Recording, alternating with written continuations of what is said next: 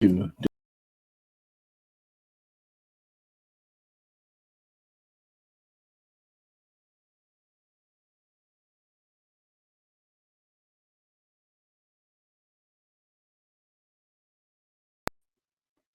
All right. Hey, how's everybody doing? Can you hear me? Just put a one in the chat. Just a little hiccup in the beginning. Uh, we have a good one today. Um, Hopefully, some of the people I invited will come to the panel and discuss what's going on, because this is going to be a serious discussion, I guess, but we can have a little bit of fun with it, and from the standpoint that everybody can have an opinion without us really getting at each other's throats. From that standpoint, because it needs to be discussed, and I think the point is that men are under attack because I think we don't get the credit for the fact that American men in the West, we ain't savages. I believe women in the West are the most protected and the most coddled women in the whole entire world. And that doesn't mean that violence doesn't happen. That doesn't mean that some guys go crazy. Just like, racism isn't what it was during slavery days. The violence against women, even though it's still bad in some quarters and in some areas, we got to stop acting like, men should be presumed guilty just because somebody says so. And it's become very, very, very destructive. So we should talk about that. We got a lot of cases to talk about, but we're going to just hit a few of them. And any woman who wants to come up and say why it should lean towards the presumption that a man is guilty before he gets his day in court. I'd like to hear it, because that goes against the Constitution of the United States. Now, pretty much can't be helped with social media and what else? It can't really be helped in terms of commercialism, because if somebody's real popular and, all the women say, listen, if you don't cancel this guy, we're not going to buy your product. That's very difficult. And we're going to touch on that also with Jay-Z, right? Because the NFL is sticking by him so far. Okay. We're going to talk about that a little bit. And that kind of surprises me, because they usually just dump people like hot potatoes once there's some negative press. So they haven't done that yet. So that's an interesting twist. And I don't know if it had anything to do with the fact that wokeism is on a decline, at least for the next 4 years. Who knows? It may have a little bit to do with that. So we're going to talk about that. We're going to talk about some of the origins of why we're in the position that we're in now. The Me Too movement, especially, was one of the reasons why men get the short end of the stick. And there's a lot of men who've been destroyed by false accusations. So let's kind of level set this. I have daughters, okay? I have daughters. Yeah, okay. Yeah, I see you, Peter. Cool. And so what I kind of figured out is this. If you have kids, children that are young, you have to default to the fact that if they make an accusation, you have to believe them, right? I mean, if they're in your inner circle of love, you're going to believe them just on an accusation. There's no other way around that. I couldn't see my young daughter saying somebody touched them and me questioning them and saying that they're lying and that kind of stuff. So I can understand parents and people in the inner circle automatically believing kids when they say something like that, because you have to. Then you have to really do the investigation. You got to calm yourself, get the investigation done. But as people become adults, right? My daughters are adults now, but if they tell me something, I'm still going to believe them. But the person that they accuse is still going to have to go through the process of they'll still have to go through the process of actually proving the allegation, but I'm not going to be the prosecutor, right? I'm going to just be the person who believes them and who's going to be in their corner. But the guy next door might not be, or the person across the town might not be, because they don't know my kids. So that's how you get this layers of belief.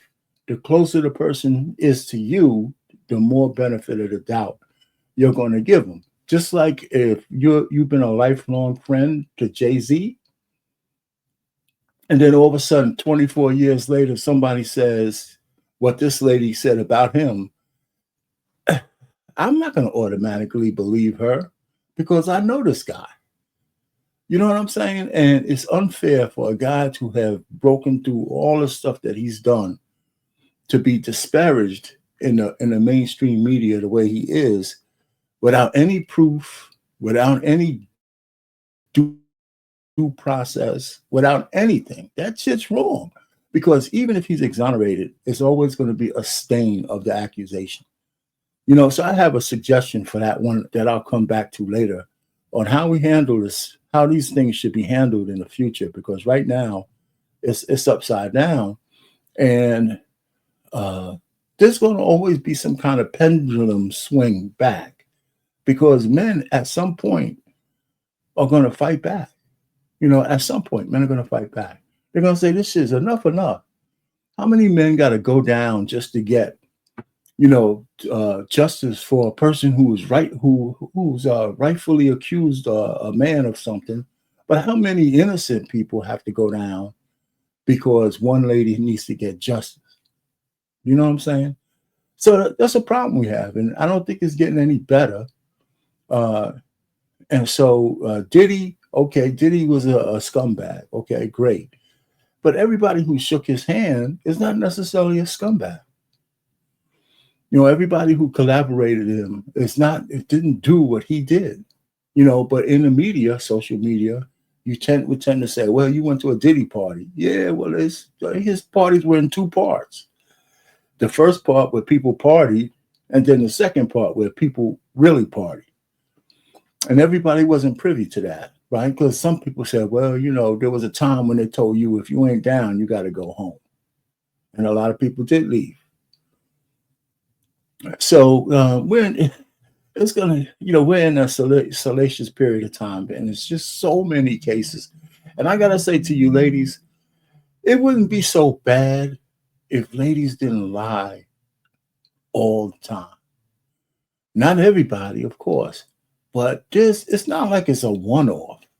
It's not like, you know, every once in a blue moon, a lady comes up with some blue fairy tale about the boogeyman. That's just it's not a one-off. Now, I don't know all the percentages. I mean, I've seen different records. It's hard to look up Google and say, well, how many women falsely accuse men? You know, you'll see some numbers like just 10%. But is it, you know, when you're talking about 100 million people, just 10% is a lot of people, right? But then you look at some more data, and it's really a whole lot more than that, you know? So it's just something to look at. So I just want to go through some of the things. Now, Stephen A. Smith, you know, before, you know, I got videos and I got things of that nature to you know, people speaking on this kind of subject in general, you know, and Stephen A. Smith actually says something about this because he knows Jay-Z well and stuff like that. But before we go to that video, anybody ever see a movie called, it's a black and white movie, because this doesn't only happen to men. It's a black and white movie called The Children's Hour. It was a movie with Audrey Hepburn and Shirley MacLaine when they were both young. And it's about, they were boarding school teachers, and they taught at an all-girls school, but they lived together, right? You know, they were roommates. And one of the little girls came up with a rumor that she caught them kissing. And the rumor spread across the whole town like wildfire. And then the movie goes on from there. And Shirley MacLaine, her character ends up, you know, deleting herself under the pressure. The movie was absolutely fantastic. It's a great movie. If you like old movies, that was a great movie. Hey, A-Team, how you doing? You know, so if you like the old black and whites, that's a great movie of how an accusation could lead to very, very devastating circumstances, especially if it's not true. You know, and that's where we are today. I think every man who has his name associated with something salacious is under the presumption of guilt before he has to go through some process of clearing his name. And one of the biggest issues is the age of some of these complaints. Now, Catherine Hochul from New York, right? She had she got some power, and then she had this. She changed the law in New York to get Donald Trump, right? So, what was it called? The Adult Survivors Act, and the Adult Survivor Act is supposed to expire in March of 2025, but she actually circumvented what we call the statute of limitations in order to get Donald Trump, right? To do her part to get Trump. But what she did was also open up all kinds of stuff and where accusers, and I would imagine some of them they're not all women, some of the accusers might be men too, are coming after everybody that they feel has done them wrong for whatever reason. And if you could attach some kind of sexual innuendo, that's enough that if a person's rich enough that they might settle out of court just to keep their name from going through the mud. So this is what I call the law of unintended consequences, right? So she opened up this can of worms.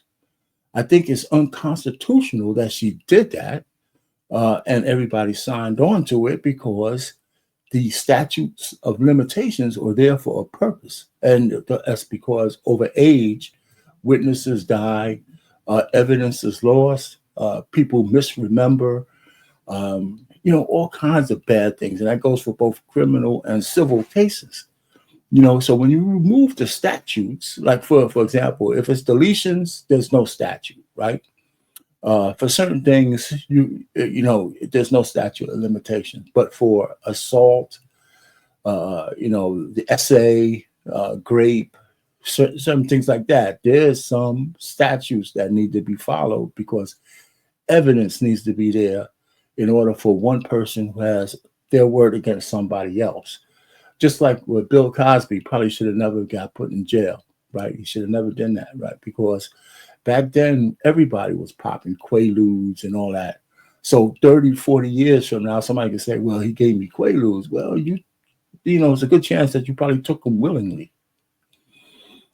So I don't know how do you adjudicate these kind of cases on a one person's word against another. Just like, hey, Through the Fire podcast, what's going on, man? I'm going to be dropping a link fast, man, anyway, because I don't need to be up here by myself. I got some other people coming. Let me just drop it in here.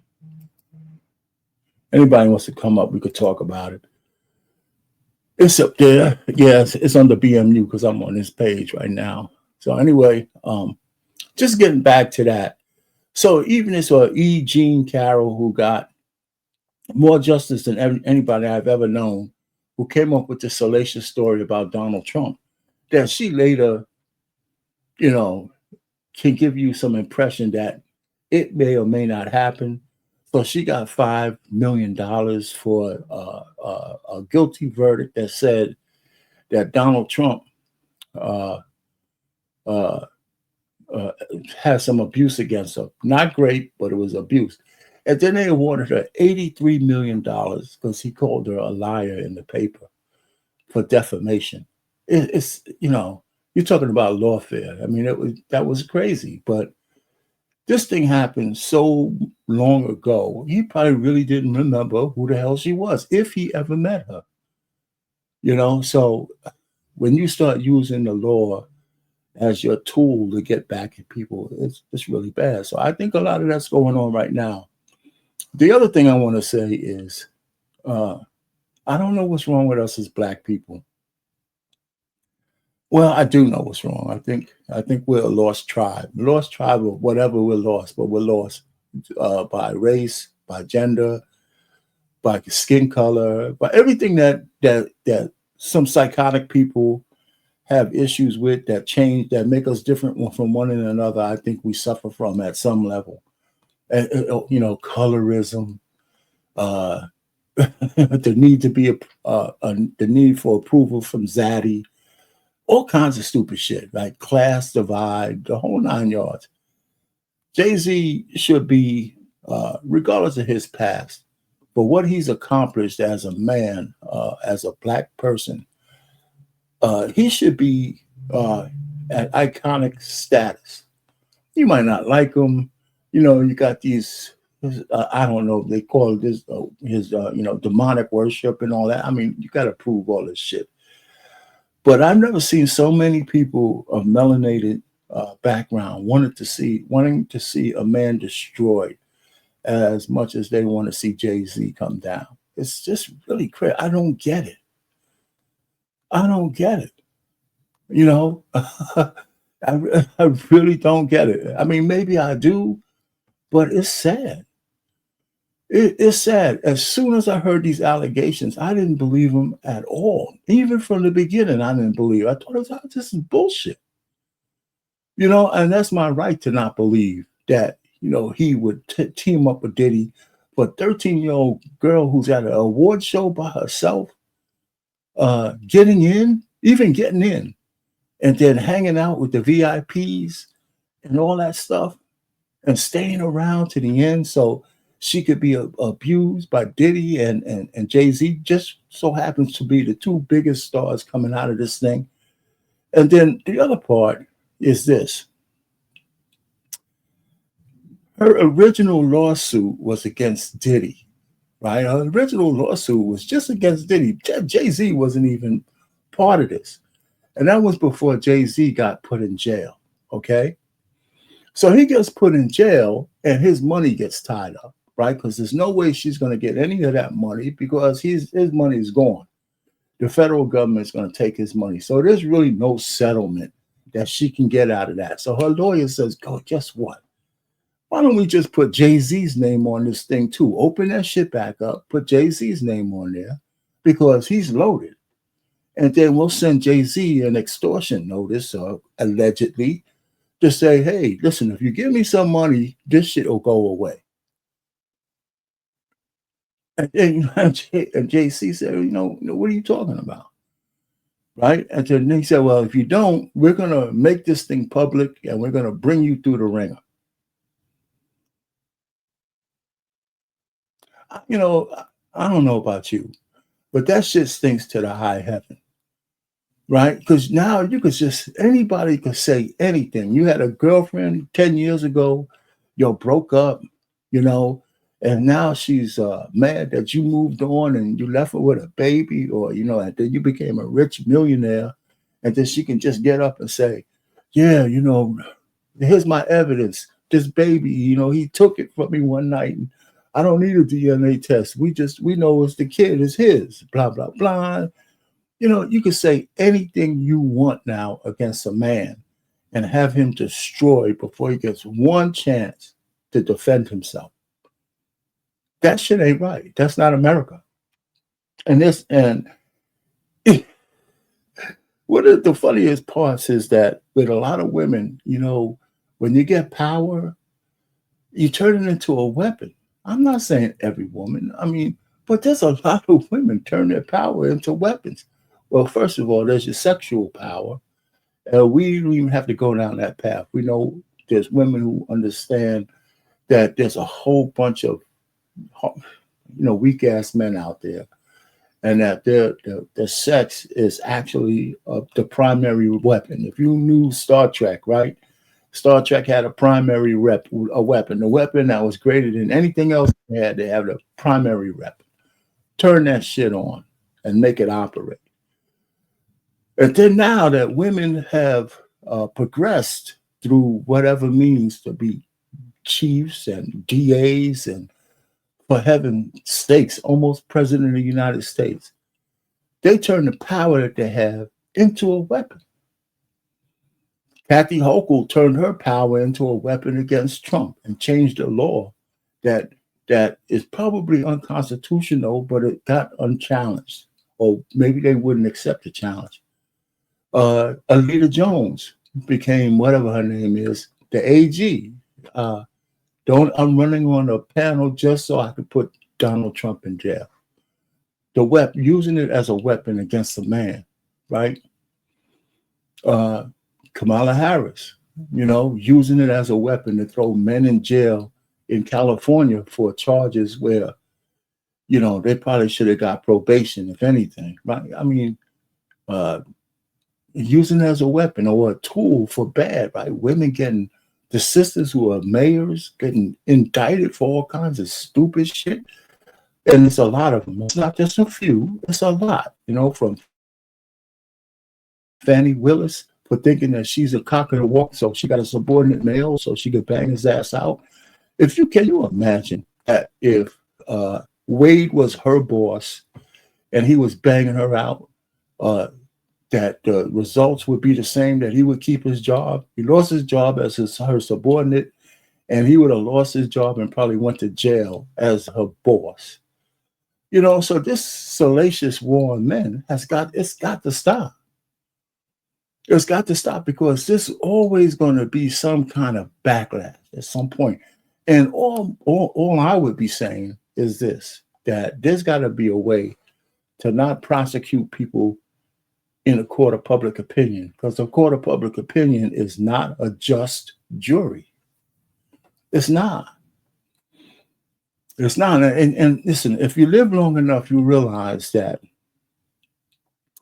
it takes maybe 100 times more good news to circumvent or get rid of one bad news report. If one bad news thing about somebody gets out there, sometimes there's no way of even recovering. All right. Oh yeah, man, Trey. Listen, I dropped the link, so if you want to throw it out there, you could come up. I'll drop it again. You should see it in the chat. Or I put it back there as well. All right, there you go. What's going on, man? And what's going on, Ghost of Sparta? What's up, gentlemen? What's going on? Can you hear me? All right, I can hear you. Yeah. Hey, listen. I didn't show my first video yet, but what are your thoughts about this believe all women thing? Since I popped you up first, Trey. Go ahead, man. Say your little piece again. And then you should believe it. Just that simple. Huh? Maybe men will be smart enough to stop messing with them. Maybe men will be smart enough to realize that you are putting yourself at a disadvantage for even having any type of contact with a woman. I think you should believe every single one of them.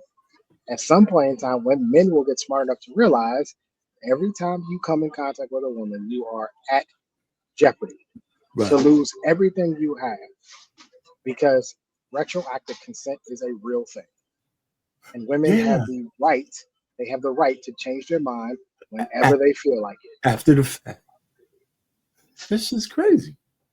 The question isn't when are we going to believe all believe all women? The question is, when are men going to stop being stupid? So what's your suggestion? What's your suggestion? The men are going to always interact with women. I mean, heterosexual men. At the end of the day, this is a procedural issue. Right. Right. The issue here is that if you find out that the woman is lying, the typical problem that comes up is that there is no consequence, and that they're just given unabated access to lying. The real true fix in all of this is that there must be a consequence when these women lie. Right. And the consequence, my personal belief, is that the consequence should be the max sentence of whatever crime he was accused of. So if it's rape and the max sentence is 15 years, she should get 15 years for lying. If it's theft, whatever the max sentence is, she should get that max sentence for lying. Now, she should have her day in court, obviously. She shouldn't be automatically convicted, right? But if it is found that she was lying about it, she should then be guilty of falsifying an official document, whatever the case, whatever it is, right? And then she should get the max punishment of whatever said crime is. That would deter women from lying. But the only problem is that these liberals will flip it and say, well, that will deter women from reporting crimes altogether. I disagree. I think that if a crime has occurred and a woman is a victim of a crime, she will report it. What we're trying to do here is deter women from telling lies, blatant lies that they know, Right. right? We just had the Right. chick in the Duke case who just came out and said, I was lying. Yeah, we're going to cover that. So You know what I mean? okay. So there's a balance, right? The balance is again, everything's a balance, and just what you said. How could you balance out whether a woman won't report an actual grape or essay versus putting innocent men in jeopardy for everything that they own, right? Especially, I mean, because usually I believe that a woman who's actually a victim, at some point, she will come forward if she has the age. And we need to train them. The earlier you do it, the better, right? So there could be some hesitation there, but 20, 40 years and stuff like that, it's hard to buy. But we'll come back to some of that. Go ahead, Coach Sparta, what's happening, man? Thanks for joining All right, up, man. This is a topic I've been fighting with myself for a while because I personally believe women get away with murder, literally murder. I feel sometimes because I mentioned it on the channel, in my own channel, I was a victim of domestic. My ex used to beat the living shit out of me, and when the cop showed up, like, okay, nothing. Let's slap on the wrist. Don't do it again. They told her and walked away. And I filed complaints and everything. Nothing. So women can get away with a lot more than we can, unfortunately. Yeah, we know that. I'm sorry? No, I said, yeah, go ahead. So I'm not saying that's in every case. Maybe I got the shit end of a storm, but whatever the case is, if they want to be equal rights with us, then they should be equal everything. Meaning, okay, so you punch a guy in the face, then you should be, arrested equally and everything. If you want equal, okay. But we're more like roommates then. I'm cool with that. You want 50-50? We'll pay 50-50, but they never want that. When it benefits them, they want, oh, no, I'm a woman. You pay more than I do. Like, I just got this argument the other day with somebody. Like, we have to do all the work. We have to ask you guys out. We have to go, pick where we're going to take you for dinner. We have to, do the whole date. You guys have to just dress up and show up. We have to do everything else. And she didn't say a word about it. And then she argued about the whole abortion thing. She goes, but we carried a baby. It doesn't matter. It takes two. You open your legs for me. It takes two. It should be both of us agreeing on the abortion thing. It shouldn't be one or the other. It should be both ways. Well, that one, you know what, man? That one is there. That's tough too. But hey, listen, I want to show y'all this video from Stephen A. Smith. Usually, he's cowering behind his commercialism, but he says something here I think is worth listening to.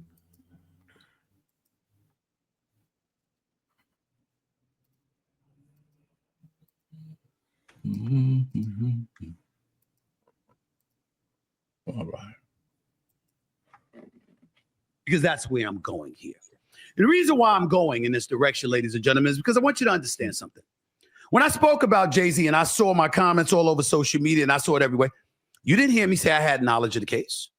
You didn't hear me say I had knowledge of who Jane Doe is. You didn't hear me say that I knew a scintilla of what the hell these allegations entail, other than what all of you know. I don't know anything.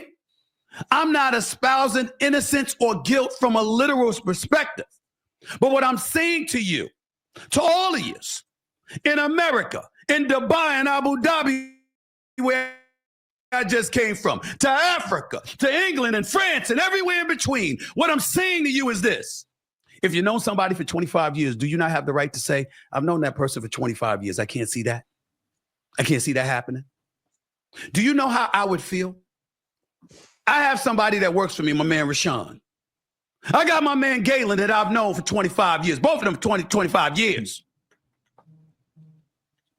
I've got people in the industry that are my friends and not just my colleagues and contemporaries, my friends. They've known me for decades. Stephen A. Smith gets accused of rape. Y'all got nothing to say? Nothing. You're just going to sit there and have nothing to say. Just going to let me hang out there. If you believe in your heart, damn, I've known him for 25 years. I can't imagine him being guilty of such a thing. Nobody's going to say that? Nobody? There's nobody in this world that you'd say that about? If that's your answer, I feel sorry for you. Because that means you don't believe in anybody. You don't have a heart and a soul enough inside of you to imagine that somebody's core decency is just too much to think that they would do something like that. That is a generic statement. That is not impugning the alleged accuser, the accuser. That is not impugning even the lawyer. We certainly wouldn't impugn the courts. We wouldn't do that. But I would hope that if somebody knows you for 25 years and you consider them a friend, that you can say, I can't imagine that. I can never see them doing something like that. I don't believe it. You literally have people scurrying in this industry and advising other people. It's not just me. There's a whole bunch of other people. Oh, don't say anything. Don't say anything. Oh, you can't say that. I can't say. I know nothing. I'm not casting aspersions on anybody. I'm just telling you the person that I have known for 25 years, that I have seen around young ladies, is not a person I could ever imagine doing something like that. I can't say that because that's all I said. That's it. All right. So, of course, he can't say that. You know what I'm saying? Of course you can say that. You know? I mean, from that angle, what do you guys think about that? I mean, I think he's, I think he's spot on. Of course you can say that. But how come these guys are cowards? What do you think makes people cowards in this matter of not being able to even just speak out that I don't believe these allegations?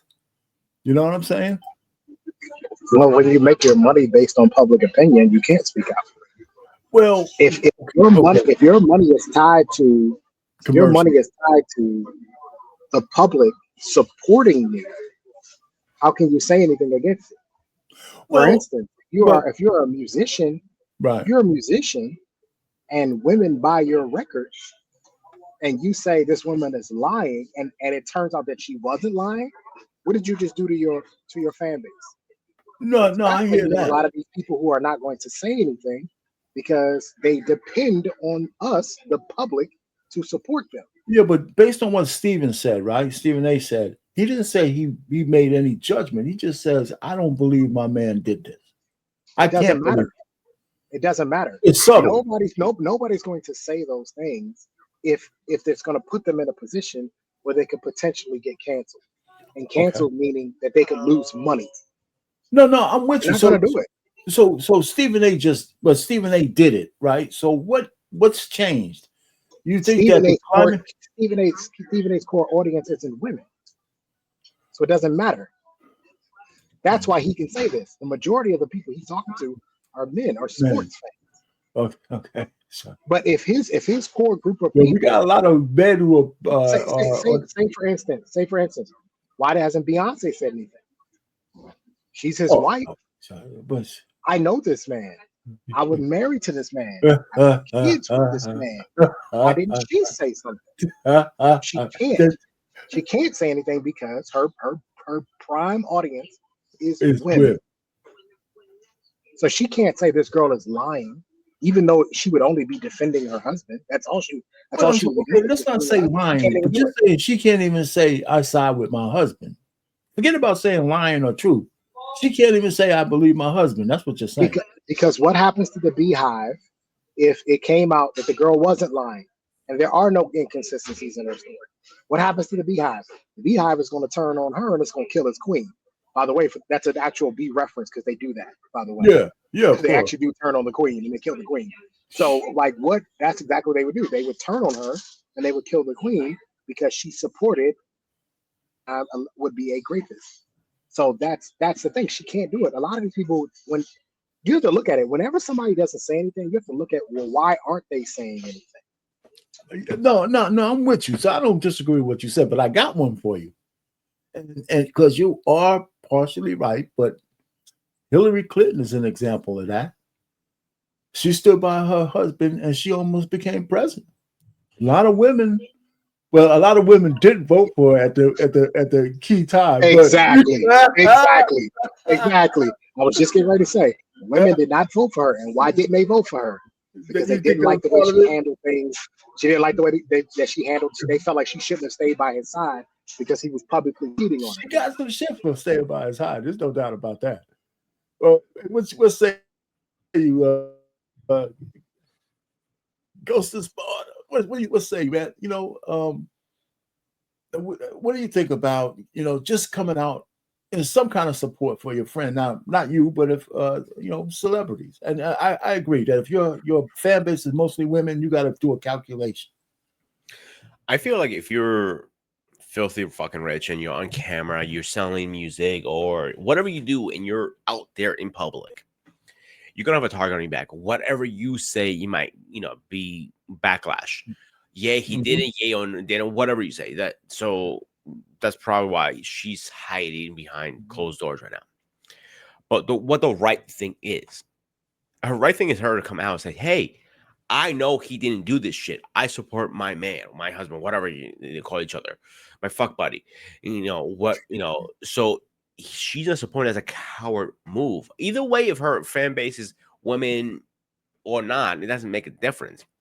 I don't think this would have made such a big deal if this wasn't a big figure person like Jay-Z. And I've heard stories like he's not the nicest guy sometimes. I heard stories about that. Well, okay, whatever. That's sometimes you have to be an asshole to make fucking money, unfortunately. So let's say if the rumors are true, he's an asshole. Actually, okay, that's fine. You can be an asshole, but it doesn't mean you're not respectful. You mean a respectful asshole. And that's another way of taking it. But again, we don't know if it actually happened. This is a he says, she says personal thing. Are they actual? Took her to the doctor and examined her. I'm not sure what it's called. 24 years ago. Oh, so you're making a claim from 24 years ago. You have no fucking proof. And this shit fucking blows my mind. After 24 fucking years, why are you coming out now? What's the point of this? She says she was 13 at the time.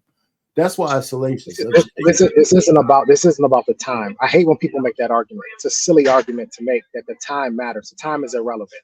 The time is irrelevant. If a crime happened, it needs to be investigated. The issue with the time is that there is a lack of evidence to prove that such crime. I was going to get to that.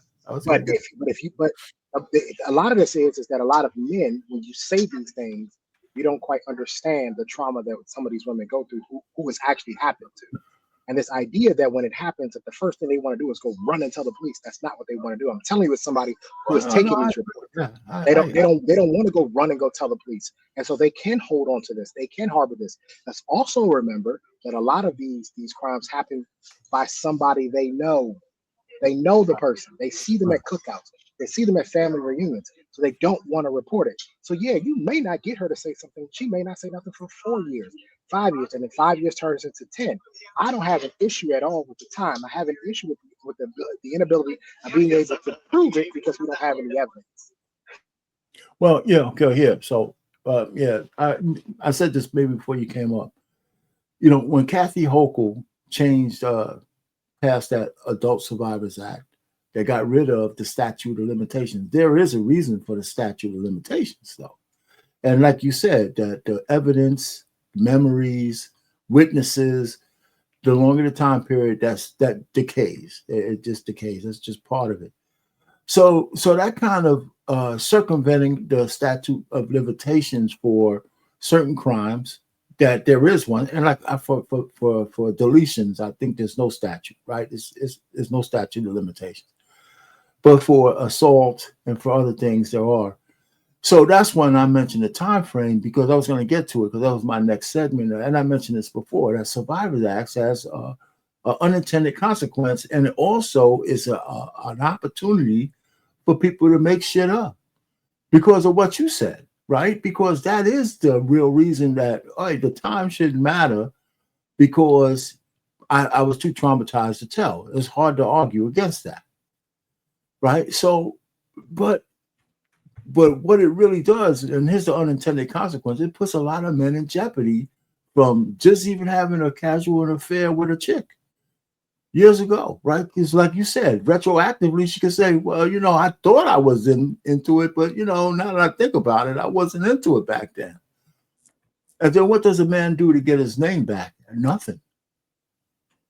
Whether you pay a dime or you pay anything, and I don't know about it's like 2,500 cases or more, right? And this thing's supposed to sunset in March.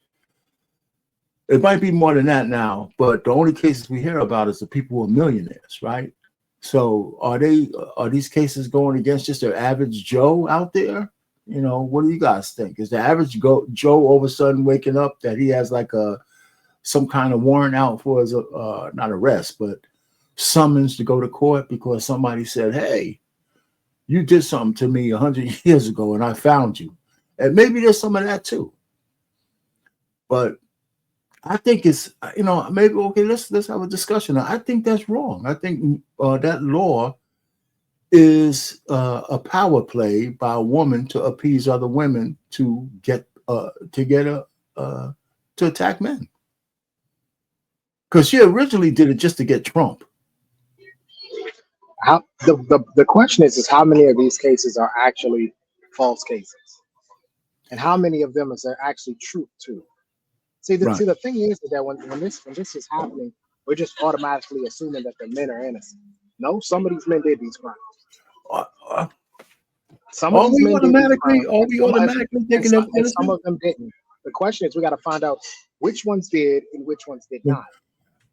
But do you think people automatically think the men are innocent, or they should at least have the presumption of innocence? That's what our Constitution says. It's on the court system to have the presumption of innocence, not on me.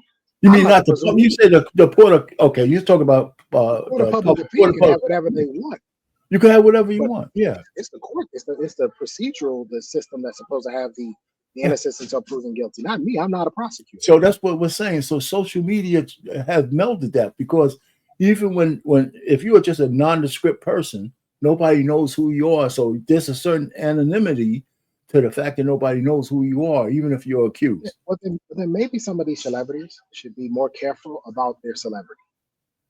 Maybe having casual flings with women is probably not all it's cracked up to be. Oh yeah, obviously. And maybe it's time that these guys start being a little bit more responsible with their celebrity and their professionalism. Because the problem is what these guys never seem to understand is you have more to lose than anybody else. Anybody else. Anybody, your assistant, you have the most to lose. So why would you continue to keep putting yourself in positions? I was looking at something today that's like some of these rappers have 9, 10, 12 babies. I'm like, why would you put yourself in those situations? So maybe this is a good thing. So maybe these guys will deal with these women a different way, because from what I'm hearing, like even from the basketball stars, I was watching an interview. The basketball stars were talking about how they would send the water boys to go get the girls and stuff like this. I'm like, you're supposed to be playing a basketball game, and you got the water boy going to go get the number of the girl that's sitting in the stands, and like, y'all aren't focused. And then when something crazy pops off, where she retroactively takes back consent, now we want to, well, she's setting me up. Why are you even doing this? Well, all right. So, remember now, Jay-Z, that was 24 years ago. Jay-Z wasn't Jay-Z. He just had a J and a Z. But now, he probably didn't know he was going to be as successful as he is now. So his past is coming back to haunt him. In 2000, he was up there, but he wasn't the Jay-Z we know now. I'm gonna look up his records. I'm pretty sure he had a number one. He was big. I'm sure, but he was big. But he's a mogul now. But his outcome out. And anyway, but that's the point is that there's no right or wrong answer. There's a perspective, I believe, that we have to look at here. Let me ask you about women and power. And and I don't know, especially, I want to say especially Black women, but women in general, they tend to, we already know that they use sex as a weapon, Now, forget about these allegations. Nobody's saying about grape and all that kind of stuff, but just in general, they know it was a weapon. It's like a primary weapon. But now that they have power in political leanings and stuff like that, they also use that as a weapon. A lot of them do, right? It's like they don't, now that we have all of this newfound power, like men, how do we wield it? And it just seems like, I think there's like some immaturity in how they wield power. Just like a lot of women don't want to work for other women in the workforce because the nature and power sometimes it doesn't mesh the way they deal with each other. And maybe it's a maturing thing over the years where people get used to. But I'm not the only guy who thinks that we dodged a bullet that Kamala Harris didn't become president, because the way the people behaved after she lost, I can't imagine how they would have behaved if she would have won. They're insufferable on both sides. So I just think that a lot of these things are connected in the way our natures are and the way we behave. But I don't know. So I think the fact that men are being dragged, even though some of the men deserve it, is so easy for us to say, maybe that, you should be more cognizant of who you sleep with, right? I mean, because this could come at you. But that's I just kind of think that I think men being destroyed and when they're innocent, I just think that what was this guy's name? He said that it's better for 10 crooks to be set free than one innocent man to go to jail. I don't know whether that was just jurisprudence or did anybody in the legal system really believe that, but you've heard of that before, So is that a mantra that is missing now? That, hey, shit, you know what? As long as we get the bad guys, it doesn't matter how many men get destroyed in that way. Pete, you got anything on that? That's why I'm saying, because it seems that's the way it is. Doesn't, as long as we get the bad guys, because everything, like you said, needs to be investigated. Everything, right? Every accusation, credible or not, let's investigate, see what happened. But it seems like if men get destroyed in the process, just to find the real bad guys, somehow I don't want to use the word fair. That just seems like that's anti our American system. Or is it just no way around it? Our court system here in America, I don't agree with at all. You have one judge that has way too much power. He can literally destroy your life, or you can continue your life. I like it like having overseas, to be honest with you. 4 people, 4 judges. They have to unanimously. So you have like one person say, hey, I don't think this person did X, Y, and Z. But the other 3 are like, oh, come on, man. You kind of like, no. They have to agree. I know I'm not a very favorite idea that is. People are like, oh, that's this stupid idea. But I personally think it works. Okay. One person has way too much power like that. Like, you already have these officers out there trying to do their jobs, and some are crooked, some are good cops. When they do the right thing, now the judge is out there like, okay, now I got to figure out who did what or whatever evidence. Here's the evidence. But they're just some are just statements. Like who's lying, who's paid off. That's the hardest part. So how do you sit back and say, hey, one person is going to, tell me I'm going to go to jail for the rest of my life, or the other person is going to walk free? I don't agree with it. Personally, I think we do a justice system. So let's go through. Can we address something first? Yeah, go ahead. How does a judge get to make a decision? If you go to trial, Ghost of Sparta, how does a judge get to make the determination of whether or not you're guilty or innocent? It's on what's called it? When I got arrested, it was because the cop arrested me. Simple. He doesn't make a determination just on that. It's got to be more than that, right? It's got to be evidence. Yeah. And technically was no evidence. It was my word versus my ex's.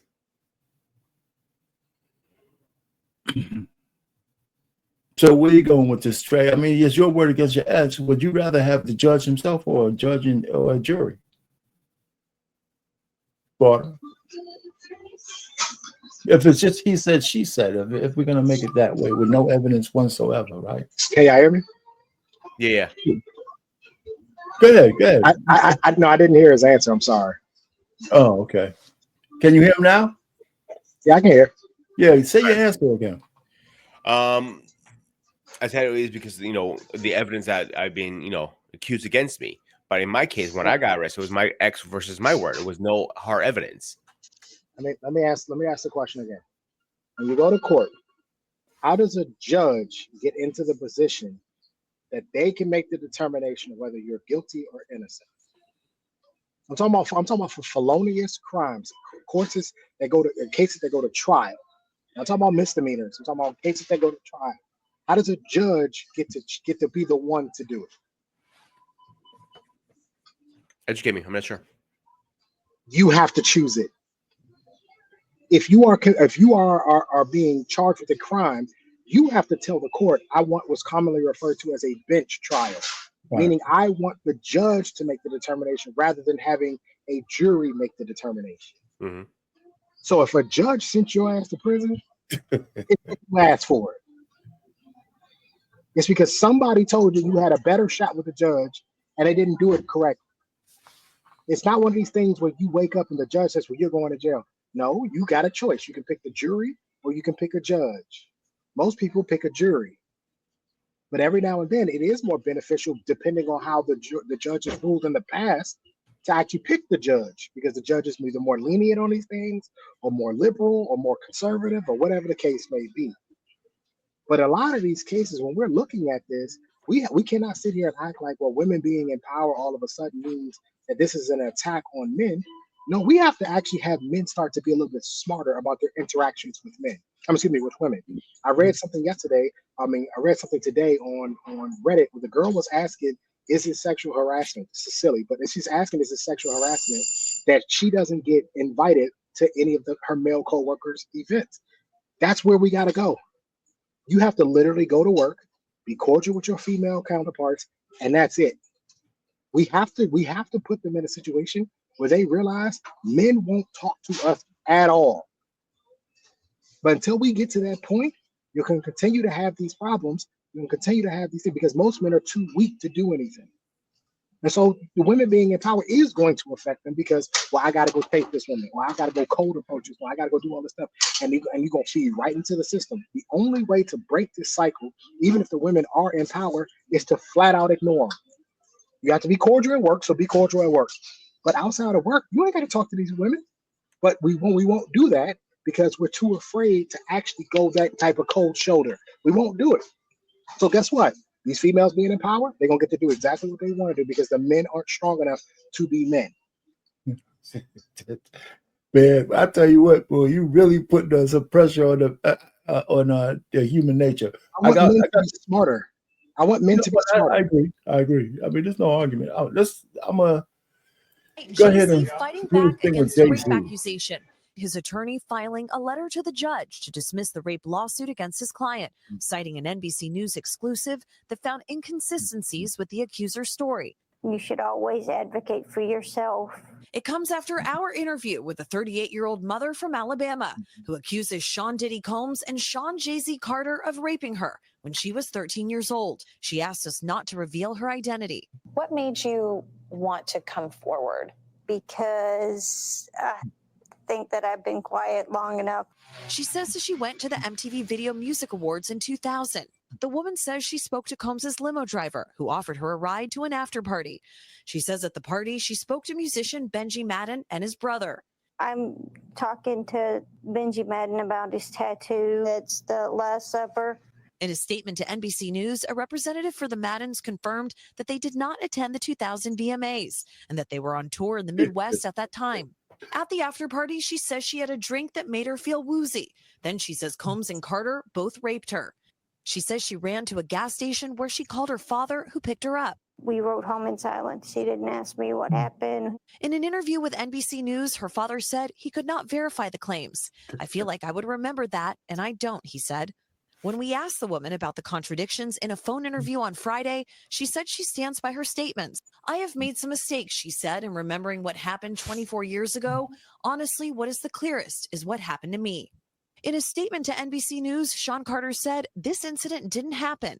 True justice is coming. We fight from victory, not for victory.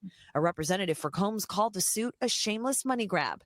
Is any part of you scared coming out against such powerful people? I'm scared of what could happen, but I'm more afraid of letting it eat me alive from the inside out. Chloe Malas, NBC News. Thanks for watching. All right, so all right, so there's some more to that too, right? Let me add this. All right, so another thing that I don't know if you knew this, Trey. She originally had the suit just against Diddy, but that was before he got arrested, when the money was still flowing. Now that he's arrested, his money is pretty much gone, right? It's pretty much for nobody's getting paid from Diddy at all. I don't think, right? So her lawyer says, why don't you just put Jay-Z's name on there?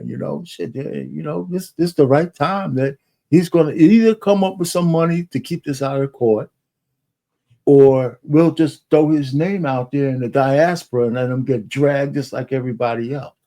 That's what I'm thinking is going on.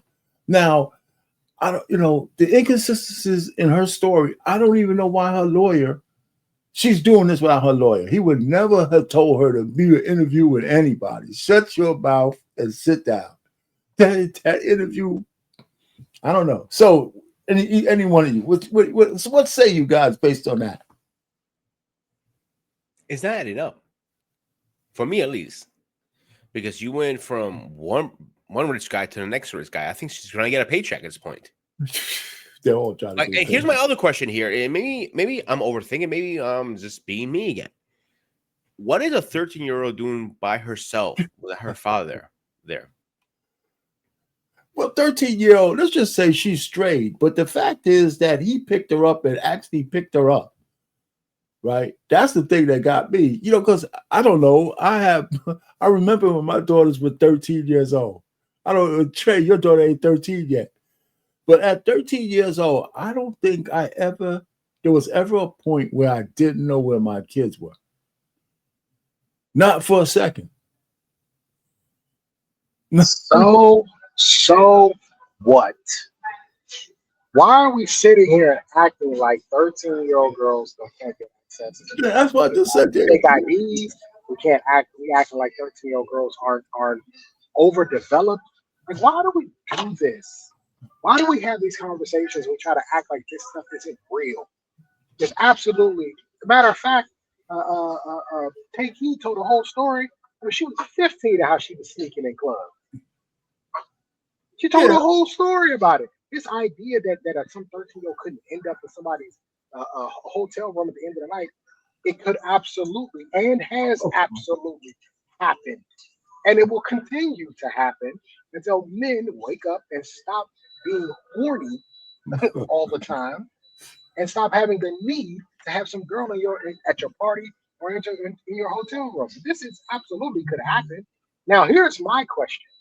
My question to this is was Jay-Z named in the lawsuit prior to Diddy being arrested?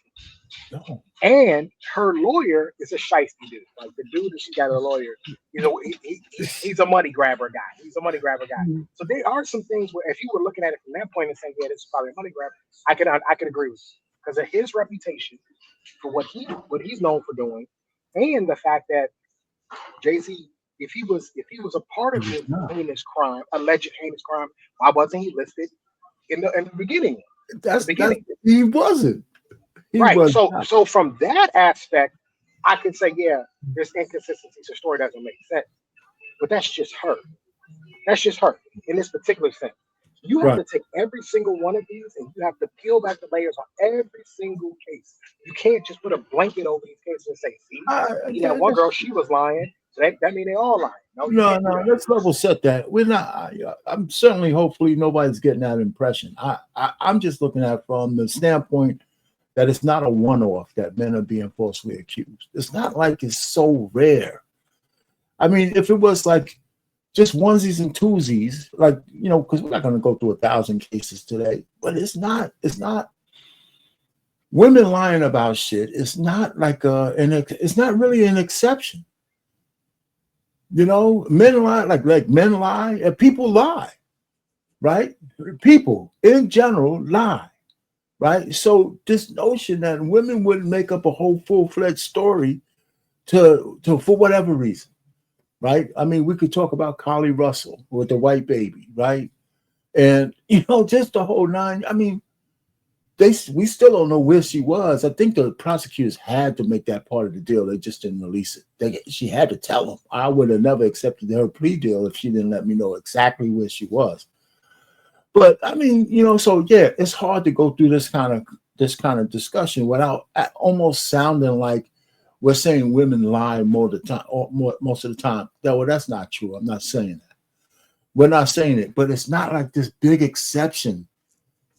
You know, it's really not. I just think it's a lot. I mean, even from the lady who killed the 2 boys years ago and blamed it on a strange black man in the neighborhood.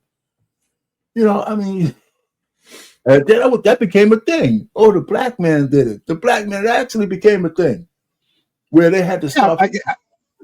Yeah, I mean, we had several stories of football players that were falsely accused, went to prison, and then later found out. I'm not saying it doesn't happen. There's been a lot of men, regardless of race, who have been falsely accused, right? And have been falsely convicted, right? Exactly. Well, the Innocence Project. Right, but there are still a lot of cases where they ain't falsely accused, and this is absolutely the guy who did it. They deserve to get what they got. And they deserve everything that came to them. So I'm just saying. I agree with that. So let's go back to your premise. I can give you a great example that happened at a local dojo around here that I used to work out. This is like 2 years after I'm not employed there anymore. One of their instructors was literally sleeping with a 13-year-old, and the mother walked in, the whole thing. So, like, now the school is saying, why was it? You know, the parents like, why the sensei? One of the senseis was doing this. Why wasn't it called? It was a whole 9 thing. I remember getting a knock on the door. I go, I see 2 officers like, oh, what the fuck? And they're asking me questions like, I haven't been there in 2 years. I don't want to tell you this, but I said they have to cross every T and dot the I's. They have to ask me questions, whatever. But the point is, again, it happens. Like Frank said, it happens all the time. In there, so I got one for you, Trey. And shit, man, I should have wrote it down too. Your memory. It'll come back to me because it's funny because it's a trade-off like everything else, you know.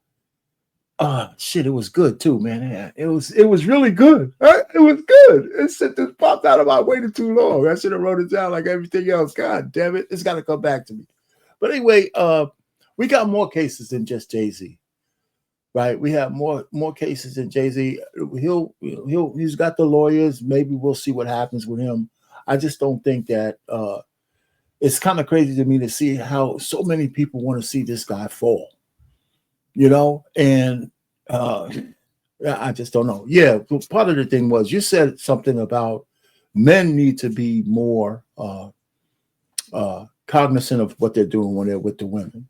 What's the trade-off with that? In terms of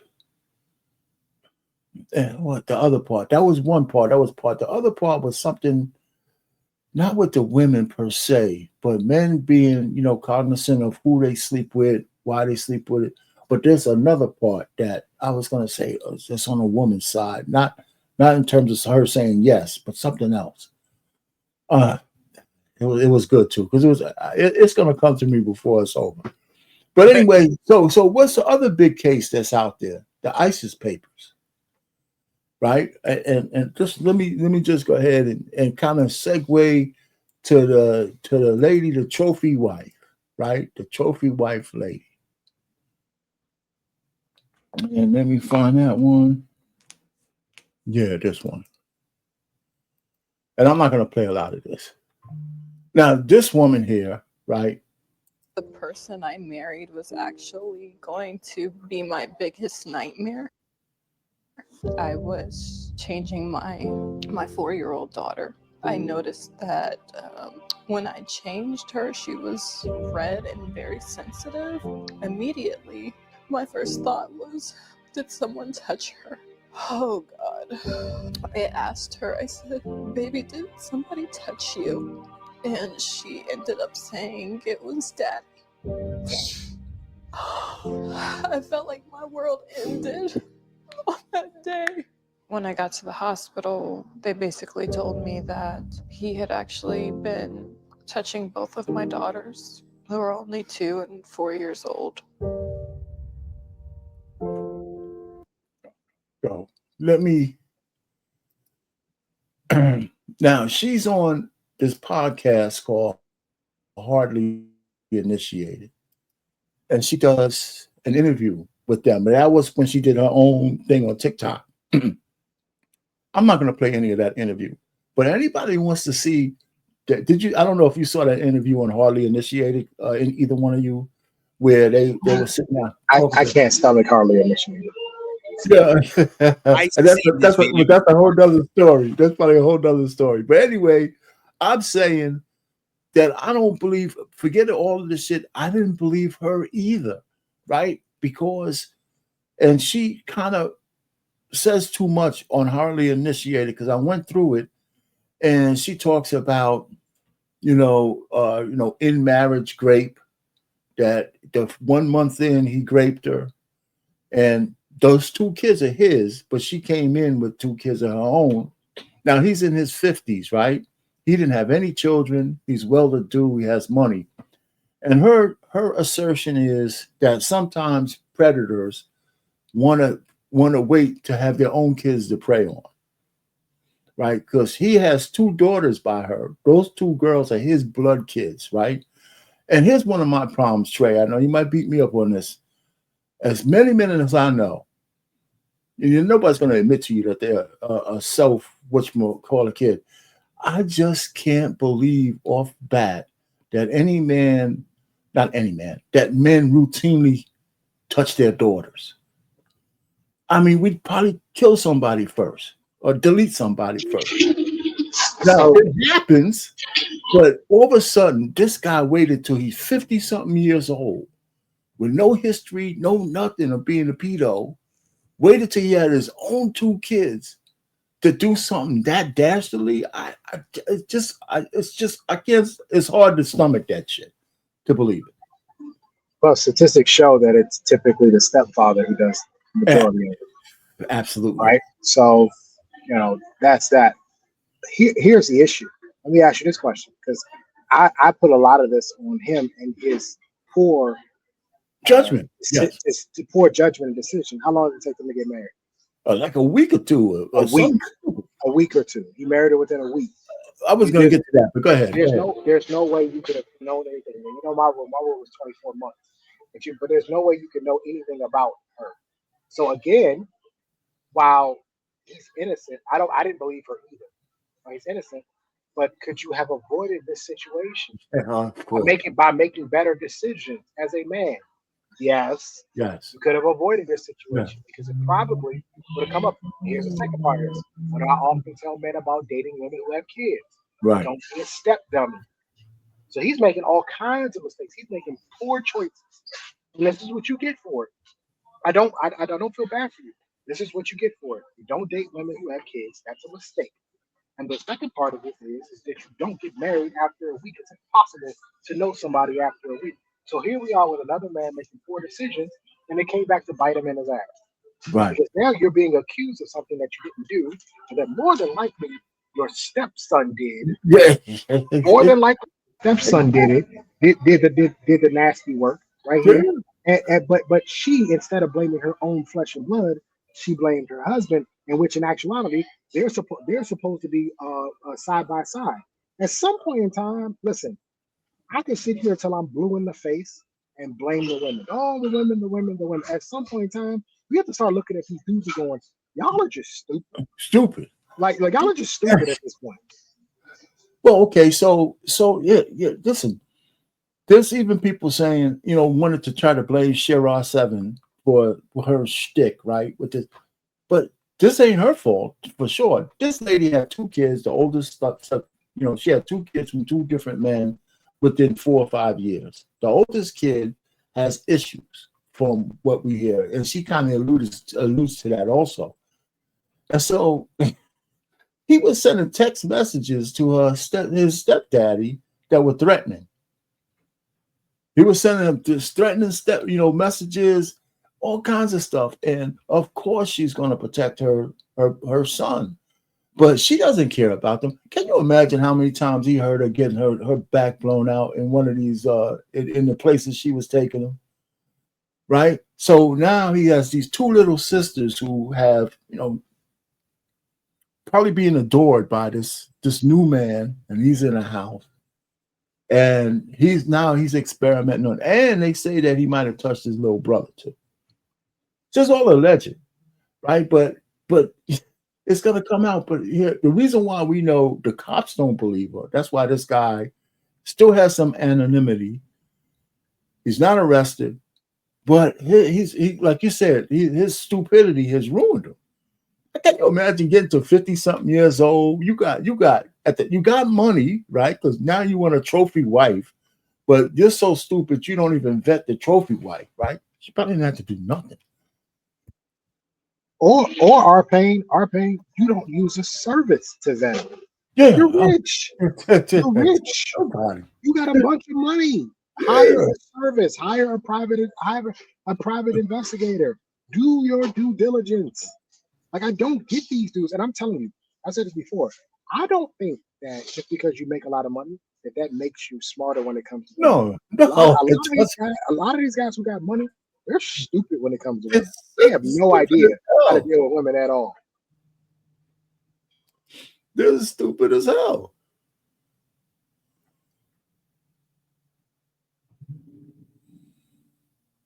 Oh, you want me to read it? I'll read it for you. No. I'm just looking at it. I'm just looking at it. I just wanted to the letters are bigger. So I just wanted to kind of highlight that. I mean, the point really is that, all the points are right. You're right. Men are stupid. That's a good premise to come up with, because a lot of this shit could be avoided. And here's the thing, Payne. I'm not guaranteeing that I was going to get to it. If you do all the vetting, that you still won't have these problems. Yes. There's no guarantee. No guarantees in life. That's the risk you take. However, the risk is much lower if you do the work. You do something. And in this day and age, you gotta hire a private investigator. You gotta hire somebody to make sure that she's not on sugar dating sites, sugar daddy dating sites. You gotta make sure she don't have an OF. Like, you gotta do your homework on these women. If you're talking about marriage. Marriage. You have to put in the work. You have to do your due diligence. And if you don't do your due diligence, she could be blaming a SA case on you that her own child did. Right. But you know what? Even with these things allegedly, right? Even these things that are known to us, that's one of the biggest things that nobody talks about when guys sign up to be stepdaddies. One word. And the default value for the woman has to be to believe her kids. Absolutely. Well, what else? What other side would she take, Payne? She can't. If her 16-year-old daughter comes to you and says, Trey saw me coming out of the bathroom, she has no choice. That's right. No choice but to take her side. Yeah, which is why, and I oftentimes say this: if you just are dead set on dating a single mom, just don't date one that has a daughter, because you are literally putting yourself in a bad position, and it takes one. I don't think people understand. It just takes one allegation. Innuendo. Not even just an innuendo. I feel a little uncomfortable when he looks at him. I'm saying, come on. You guys are crazy. Go ahead, Sparta. What'd you say? You're going to set yourself for being in a bad situation really fast, because if the daughter sorry, if the stepdaughter or whatever, your girlfriend's good daughter says, oh, he touched me or whatever, and he didn't, it's her word against his again. And then you just open yourself a big can of worms. Again, but it's different though with a kid. It's not. It's more than just her word against yours. I agree. Right? Her word. Yeah. Go ahead. Finish. Her word goes a lot further. It's just no doubt about. Like, let's say it's a regular. Let's say myself and Jasmine. Okay, whatever. We're adults. Whatever is misunderstanding. Whatever we can know. But with a 13, 14, 6, 9, whatever age the kid is, her word is like the gospel almost. Like, oh, he touched me. Like, all of a sudden, you have the SWAT team busting through your door, like putting your handcuffs. Like, oh, what the fuck? It can get that serious really fast. And then all of a sudden, it's in a very, very few cases, you find out, oh, I just made it up because I didn't want to get in trouble for my homework or whatever, whatever the case is. Rare cases, it does happen, but it does happen still. Well, you're right. Okay, so let's just take a look at this. Here's the niece. My story. On this computer screen or on this platform, I'm letting you know that this is the truth. This woman is no records that that little girl has been touched by my uncle. No records. She tried to put it on my uncle that he abused her youngest son, which loves my uncle to death. But the day that her and her ex tried to put out there that my uncle had abused her son, he wasn't in the state. He wasn't nowhere near. So once they went to the hospital and they took the little boy to the hospital, the one thing that they didn't do this time is the social workers pulled him aside and started asking him questions and asked him, who hurt you? Come to find out, the little boy told and said that it was her. Not only that, her oldest son has sent my uncle threatening messages. He has rubbed poop on the walls at multiple family members' house, including theirs. He has pushed his younger brother down the stairs to the point where he had a concussion, and she didn't want to take him to the hospital because she didn't want them to know that she had, a son that had been abusing on her other kids. And then not only that, he hasn't just touched the two girls, he's touched all three of the kids. He's touched his little brother, he's touched his 4-year-old sister, and he's touched his 2-year-old sister. But all of this will come out eventually. My uncle cannot say anything right now because the case is still open. But my thing is, you're sitting over here saying that he did all of this stuff, but if he did, the police themselves said that he would be in jail. They would have took him to jail as soon as the hospital said, oh my gosh, the baby's been touched. He would have been in booking right away. He wouldn't be out right now working. He wouldn't be out right now being bothered with all of this extra stuff that you're putting on him because of the fact that you want money. Like, what mother uses this platform to sit up there and say, my babies have been raped or my babies have been touched, excuse me, and then sit over there and then try to put a GoFundMe page up? You know why she's putting that GoFundMe page up? Because my uncle has had enough. He's not giving you any money. He's not sitting over there playing into your little schemes where she sits over there and tries to have her kid's father call his phone to get him to talk to the kids so that she can say he's in breach of a restraining order. Like, there's so much proof behind all of this stuff that you all do not realize that is going to come down on her head. But yet you all are sitting over here believing her sob story, not doing your research, and paying her money. This girl has up to $2,000 already on GoFundMe, probably more now because I haven't even checked this morning. We can stop it there, right? So on the Hardly Initiated podcast, right, that I watched, there was a point at the end where they brought in a real therapist, and the therapist was saying, give yourself time to heal, get off of social media, and stop talking about this case. She said she has no regrets, by the way, on her choices, right? Her kids have been touched, but she don't have no regrets, which is crazy. And because that one thing is true, the daughters have been, that's been proven. We just don't know by who, right? We don't think it's the father.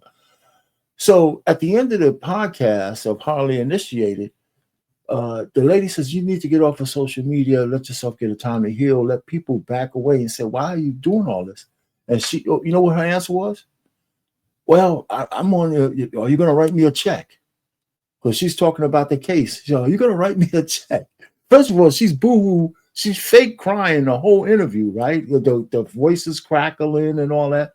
But when the social worker charged her up, it was like straight venom. You gonna write me a check? You guys can come on here and say anything you want, but you're not writing me a check. I'm gonna eat. Write me a check. I said, holy shit. I don't know. It's tough. But that's the world we live in today. Like the world we live in today is that everything can be monetized. That's why I laugh at y'all when y'all talk about bringing shame back. This is why I get a good chuckle out of it.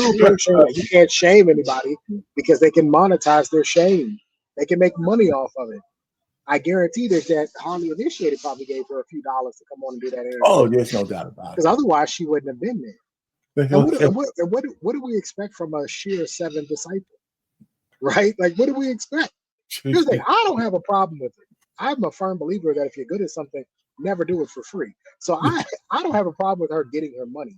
I think the GoFundMe, I think they need to tighten. I think GoFundMes need to have some sort of federal penalties behind it. If you are found to be like sort of shucking, like jerking the public around, right? Right. We should be doing fed time for that. But this idea, listen, again, as much as she is what she is, obviously, my personal belief is that she lied about it. We wouldn't even be here.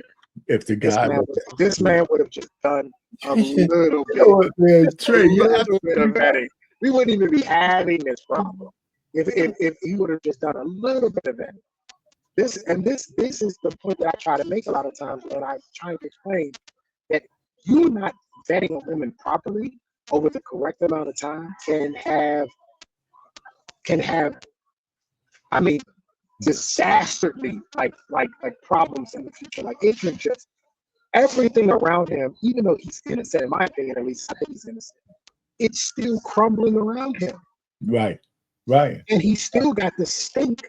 He's still got the stink of being a child diddler, even though he's probably more than likely innocent. Right. Let me ask you, but okay, Trey, but how do you answer the human condition of men, their natural inclination to be banging out chicks? I mean, it's not just a psychosis, right? Even if all men were good, right? Let's just say all men were good. They all men. If you're hetero, let's talk about heterosexuals, right? That's why homosexuality is another deal, because there's no governors at all. Right, because men don't normally have governors. So when they fool around with each other, there's no governors. So how does a man overcome? Well, it's a dumb question, but kind of answer it. How do you think men are going to overcome their natural inclination to want to be with women from time to time? And is it, do you have to go through like a lawyer every time you want to get laid? Very simple. Y'all are going to hate this answer. Go ahead. This is the simplest way. Are you ready? Yeah, go ahead. Pay for it. Okay. All right. Just pay for it. Just hear me out here. Because I know a lot of people say, oh, you're a trick, and you're this, and you're that. If all you want is to just get that off for the night, why put yourself through the whole relationship thing? Why put yourself through the whole fiance, the whole marriage thing, the whole having kids thing, and maybe you might get to hit it once or twice a month? That doesn't make any sense. Work your way up. That way you can afford what you want. It does, to me, it makes no sense to put yourselves in these positions, right? Because whether he likes it or not, he's gonna have to hire a lawyer. Right. I'll tell you guys all the time. All men pay. I don't care which Well, one. yeah. In the front door, you can pay in the back door, but you're gonna pay You gonna one way pay. or another. How much is he gonna pay for that divorce attorney now? Yeah. Because because I don't believe they have a prenup. He was just stupid all the way around. Maybe So just hear me out. You wanted a trophy wife. You had a little feeling, a little burning inside to get a trophy wife. Why couldn't you just hire a trophy wife? with a 1099. Boom. Problem solved. Yeah. Problem solved. You still gonna pay money one way or the other. And now you got to hire an attorney who's going to charge you $1,500 an hour, billable, because they all about their billables. You know what I mean? And their billable hours, right? Yeah. And now you got to go in there. You got to start to divvy up all the assets, dissolution. Oh, and by the way, you had kids with her, so child support is going to be written into the divorce decree. How much is it going to cost you now? When all you really wanted was a pretty little thing to do some little things to you. Yeah, well, you know what? Okay, you're absolutely right, but I think he wanted children. That's why she was so young. But the fact is, you're right. But you just gave me a nice idea. I wrote that down. Maybe I could have a show called The 1099 Wife. The 1099, man, make that into a whole show, man. Shit, because that's essentially that's what we're talking about. Partnership, wife, pay for it. I don't know. That's just something to think about. What say you, Sparta? Well, the thing is, you're going to pay anyway. You're going to pay anyway. Oh, yeah. You're going to pay anyway. I can't. As much I hate to agree with him, Trey's 100% right. He's right. And that is rare between me and him. It's painful to see on the air, by the way. But he's absolutely right. Fucking pay a prostitute. Simple as that. This is why some countries still have prostitution as a career. Yeah. They're licensed. They get tested. Which country just moved to a union? There was a country that just allowed them to unionize, I think. I can't remember. I'm not sure about that one. No. Not I'm sorry, not unionize. Allowed them to get health benefits. I gotta look that up. I'll look it up while you're talking, Sparta. So why not we get back to that? But also, let me ask another question, everybody. Like, are we into a world now that we are scared to get intimate with our own wives, our own girlfriends, our own whatever you have? It gets to the point. Seriously, it is to the point that you are scared to like you have to get it. Like, hang on, let me get a contract out here. You write a contract out here. Can you please sign here on the dotted line, please? Make sure I can kiss you or bang you tonight or whatever. It's seriously, are we getting to that point that we need contracts? Are we getting to the point that we need an expiration date, a renewal of a contract every few years? Well, I think we're getting to that point. Like, we were never meant to be like that. You were married, what, or Payne, 50 years so far? You're mute. Yeah, something like that. Yeah. Okay. So if you ever had permission back in the day when you were start dating, when you were in my, where in your 20s, 30s, whatever you were. What about it? Did you have to ask permission? Can I hold your hand? Please don't call the cops because I'm holding your hand, kind of thing. Or was it more like that? You don't have to do that today. But if you're going to be intimate, it depends. The real intimate relationships. I don't think we're going to get to that level, but we can. It's a slippery slope. But nobody's having really. I mean, I shouldn't say nobody, but the amount of people who are monogamous in relationships that towards marriage is still going down, or it's flat. It's flatline. So to all the relationships that boyfriend and girlfriend, whatever that means when you're 30 years old, is they're all tenuous at best. They're all hanging on by a thread, if you ask me. They might think that everything is going well, but it just doesn't seem that it is. And one mistake, then all of a sudden somebody's on the internet saying, this is what happened to me, mostly women. And it's crazy. So you're right, but how does that really protect you? I mean, I know the guy, I used to watch The Walking Dead, right? The Walking Dead when it was popular. The guy used to do the after show. His girlfriend he left his girlfriend and he was so-called a bad boyfriend. She came out with some shit that got him suspended for the show for over a year on some allegation.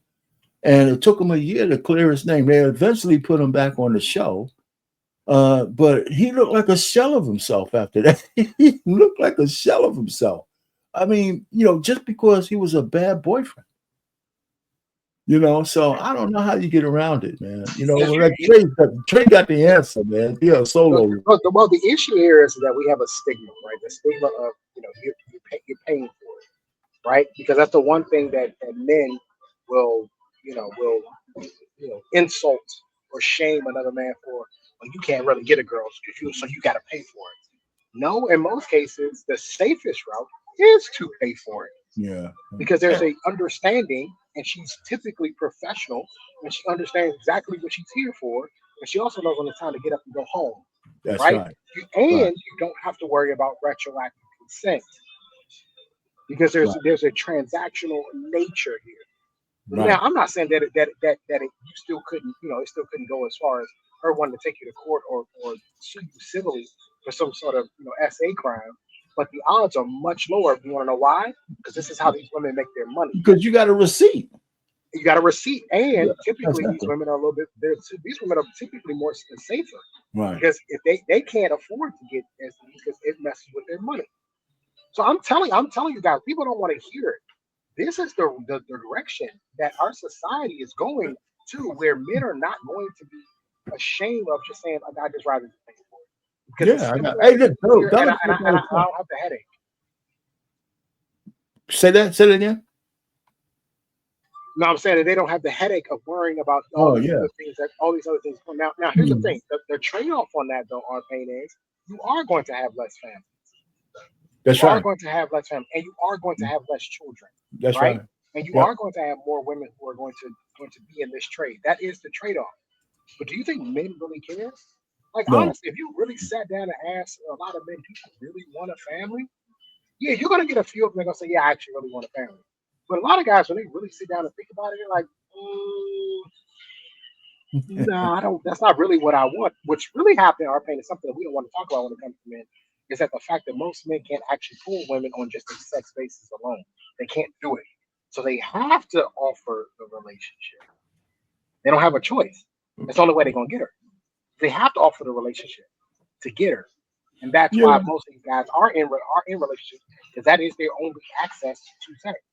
But if you take that out and we get rid of the stigma, we get rid of the shame, most of these guys would not get in relationships. They would just have a chick they want to. That's why these OnlyFans are making so much money. They're making so much money because these guys are paying for it. Yeah, there's just no doubt about it. Well, Bill Belichick's girlfriend is 24 years old. 25, yeah. I thought it was 25. Yeah. So everybody know he's tricking. He don't care.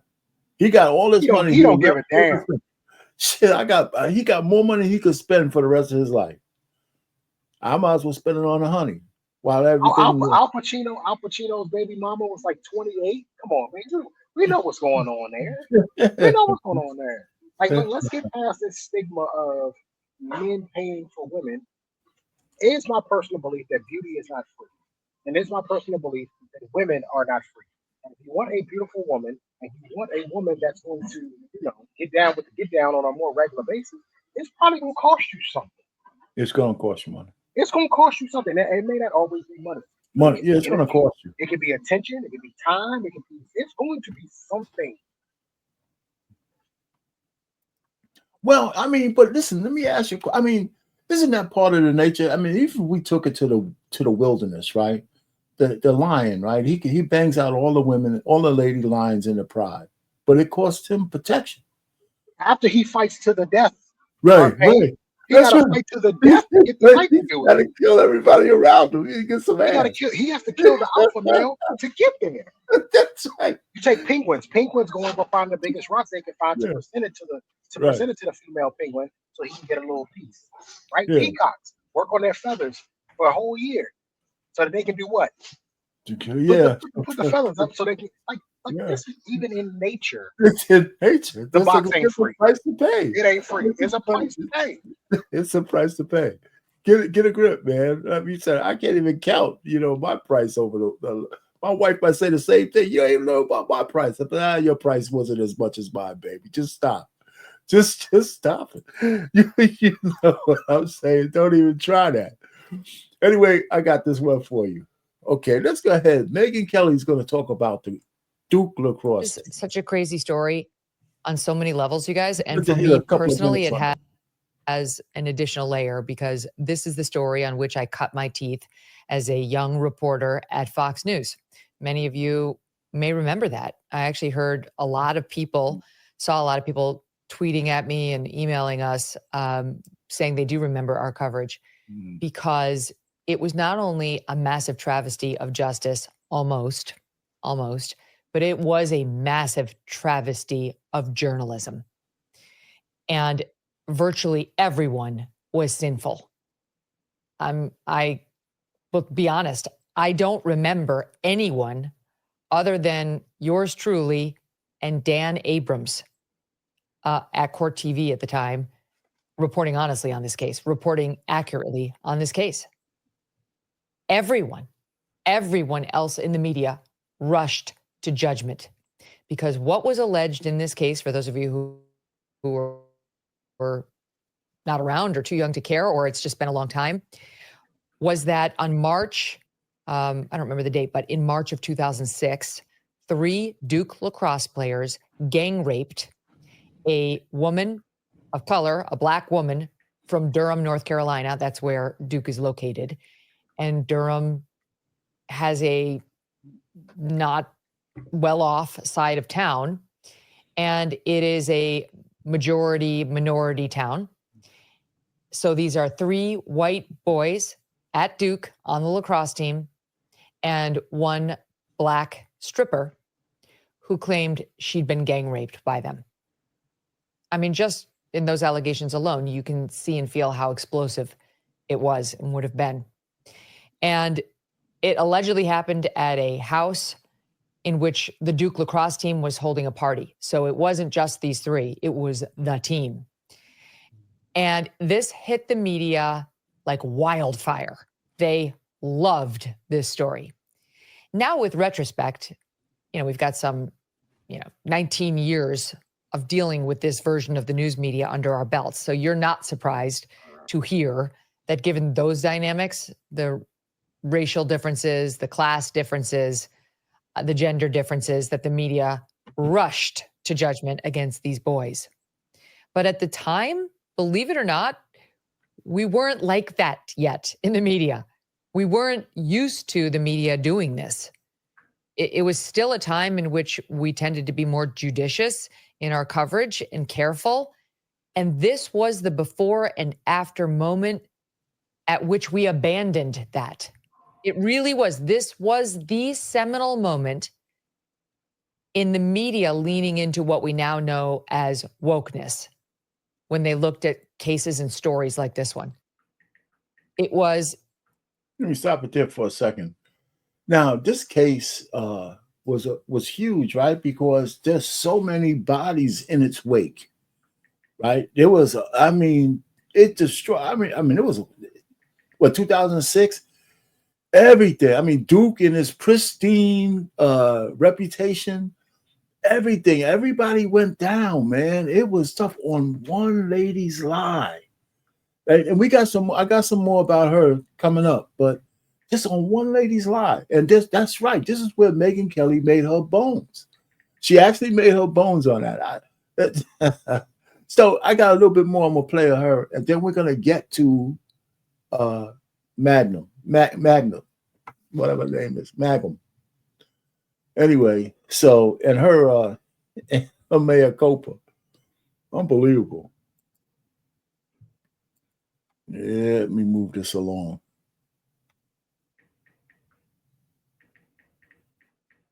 Let me move this along to here. I think that's where I want to start it. We start working sources, and it was insane.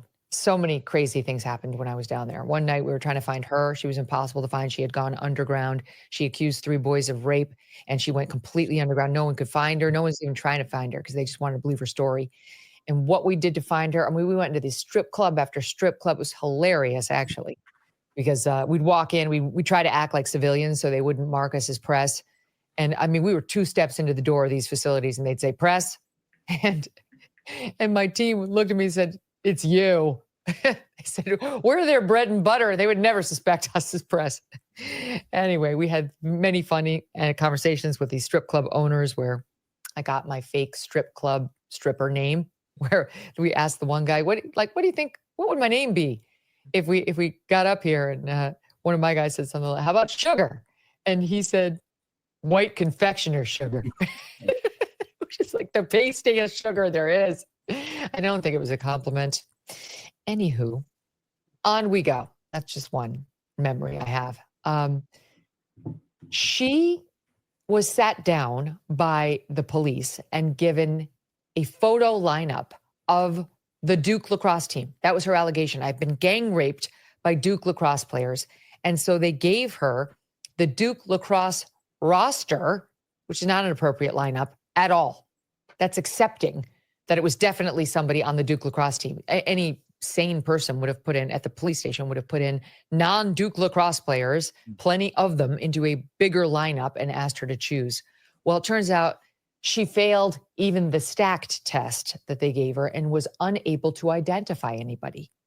And we would later learn that she went through it at least twice and was unable to identify anybody. And then under pressure, she selected one of the team's captains, Dave Evans, who was a senior, and 2 others. There was a lot of other missteps on there as well. And it wasn't just that. It's that she also, the DA at the time also was up for re-election in that Durham area where most people were Black.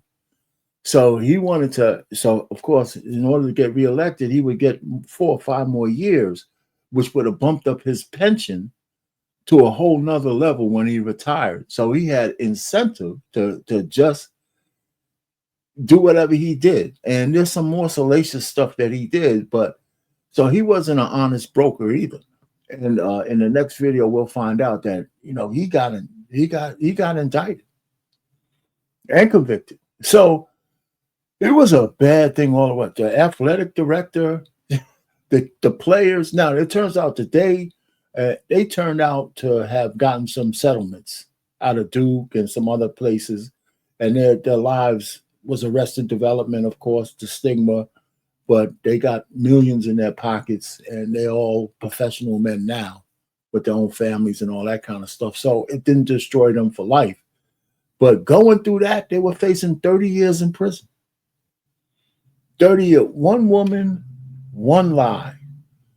And it didn't matter the fact that she led a salacious life, because before we said, right, that a woman's past doesn't matter, right? So they went by that, and maybe it shouldn't. If it's not probative, or if it's not something that okay, it shouldn't. So she got the benefit of the doubt for all kinds of the wrong reasons. Now, let me just go ahead and jump to her confession. And let's see her up close and personal, right?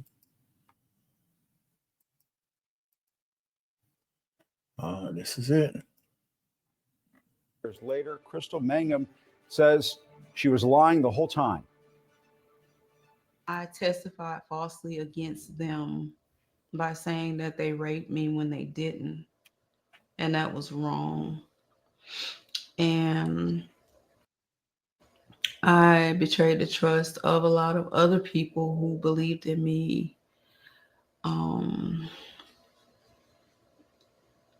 And made up a story that wasn't true because I wanted validation from people and not from God. And that was wrong when God already loved me for who I was, regardless. I didn't need to seek validation from him because I already had validation from him. I just didn't know it. And I hurt my brothers. And I hope that they can forgive me. And I want them to know that I love them. And they didn't deserve that. And I hope they can forgive me. And that I hope that they can heal and trust God and know that God loves them and that God is loving them through me, letting them know that they're valuable and that they didn't deserve that. Joining me now is CNN's Gene Casares, who reported heavily on the case. Yo, women suck at apology. These accusations and the result were at. All right, let's hold it down for a second on this one. Go ahead, say what you're gonna say. No, women suck at apologies, bro. Like they suck at them. Like, no, you ruined 3 men's lives. You almost ruined the reputation of a prestigious university because they believed you. Right. They believe the university believed you. And let me tell you something. I remember this case. Let me tell you why I remember this case. Because I was just coming back from Saudi Arabia. I was in the military at the time. I was just coming back from Saudi Arabia. I had just done 8 months over in Saudi Arabia, Riyadh, Saudi Arabia.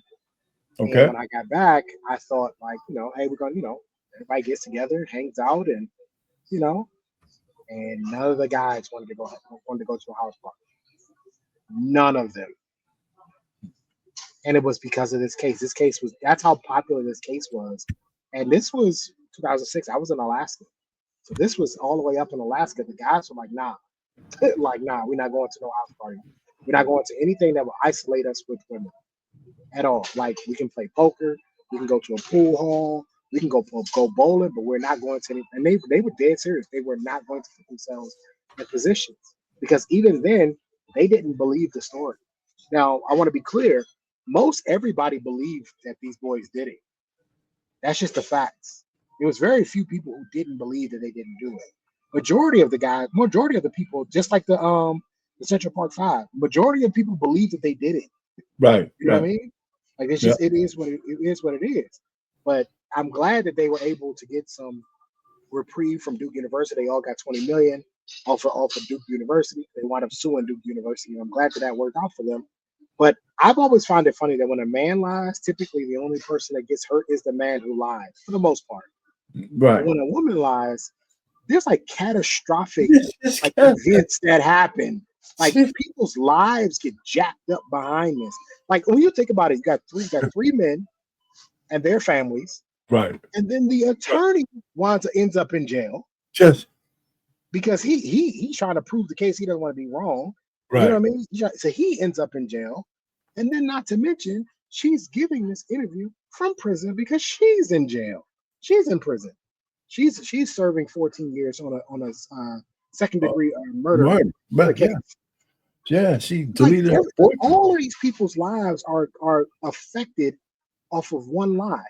Yeah. And I always thought the funniest part about this whole thing is I know what a stacked lineup is. I know how to do a stacked lineup. Right. If you can't pick them out of a stacked lineup, then that means that you don't know who did this to you, or they just didn't do it at all. So when they failed, for those guys who don't know, when officers give you a stacked lineup or investigators give you a stacked lineup, they basically it's like okay, say Sparta was the criminal. They would put Sparta in the lineup. They put R. Payne in the lineup. They put me in the lineup, and they put 5 other black people in the lineup. And he would be the only one that stuck out. That's a stacked lineup. Like, it's like you can't mess this up. If this is the guy who did it, you can't mess it up because he's the only one who even comes close to fitting the description. So like because most lineups, everybody has to look the same. They have to resemble. Right. So if he's bald, you got to have a lineup of bald men. You know what I mean? Right. And if he's short, you have to have a lineup of short men. You know what I mean? Like, it has to resemble because you have to sort of try to make it difficult for the person to be able to pick this person out of a lineup. But when I heard stacked, I'm like, oh yeah, they didn't do this. They didn't do this because you can't fail a stacked lineup at all. And this idea that this is one of the weakest apologies. I hope God. Why do you always want to bring God into it? I hope God can. Like, how do you do that? You know what I mean? What else could she really say, man? She doing a bid for 14 years. But you know what she should have said? This is what she should have said. What she should have said is that I was wrong, I lied, and karma's a bitch because I'm exactly where I'm supposed to be. That would have been a better apology. I lied on you guys. I lied on y'all. I ruined your lives. I ruined the life of the attorney who believed me and fought for me. He basically broke the law. He ended up in jail, right? That's right. And because of everything that I put all these people in, all these positions I put all these people in, I ended up in prison. And this is where I should be. And she should be humble enough to say, I did a lot of wrong to a lot of people, and I deserve to be where I'm at. That is a proper apology. And that's what I say, women suck at apologies, bro. Well, first of all, if they don't like accountability, how they going to be good at apologies? But you know what it is? They don't get any practice. Because they don't apologize. That's what I'm saying. When they're little girls, so they don't get any practice apologizing.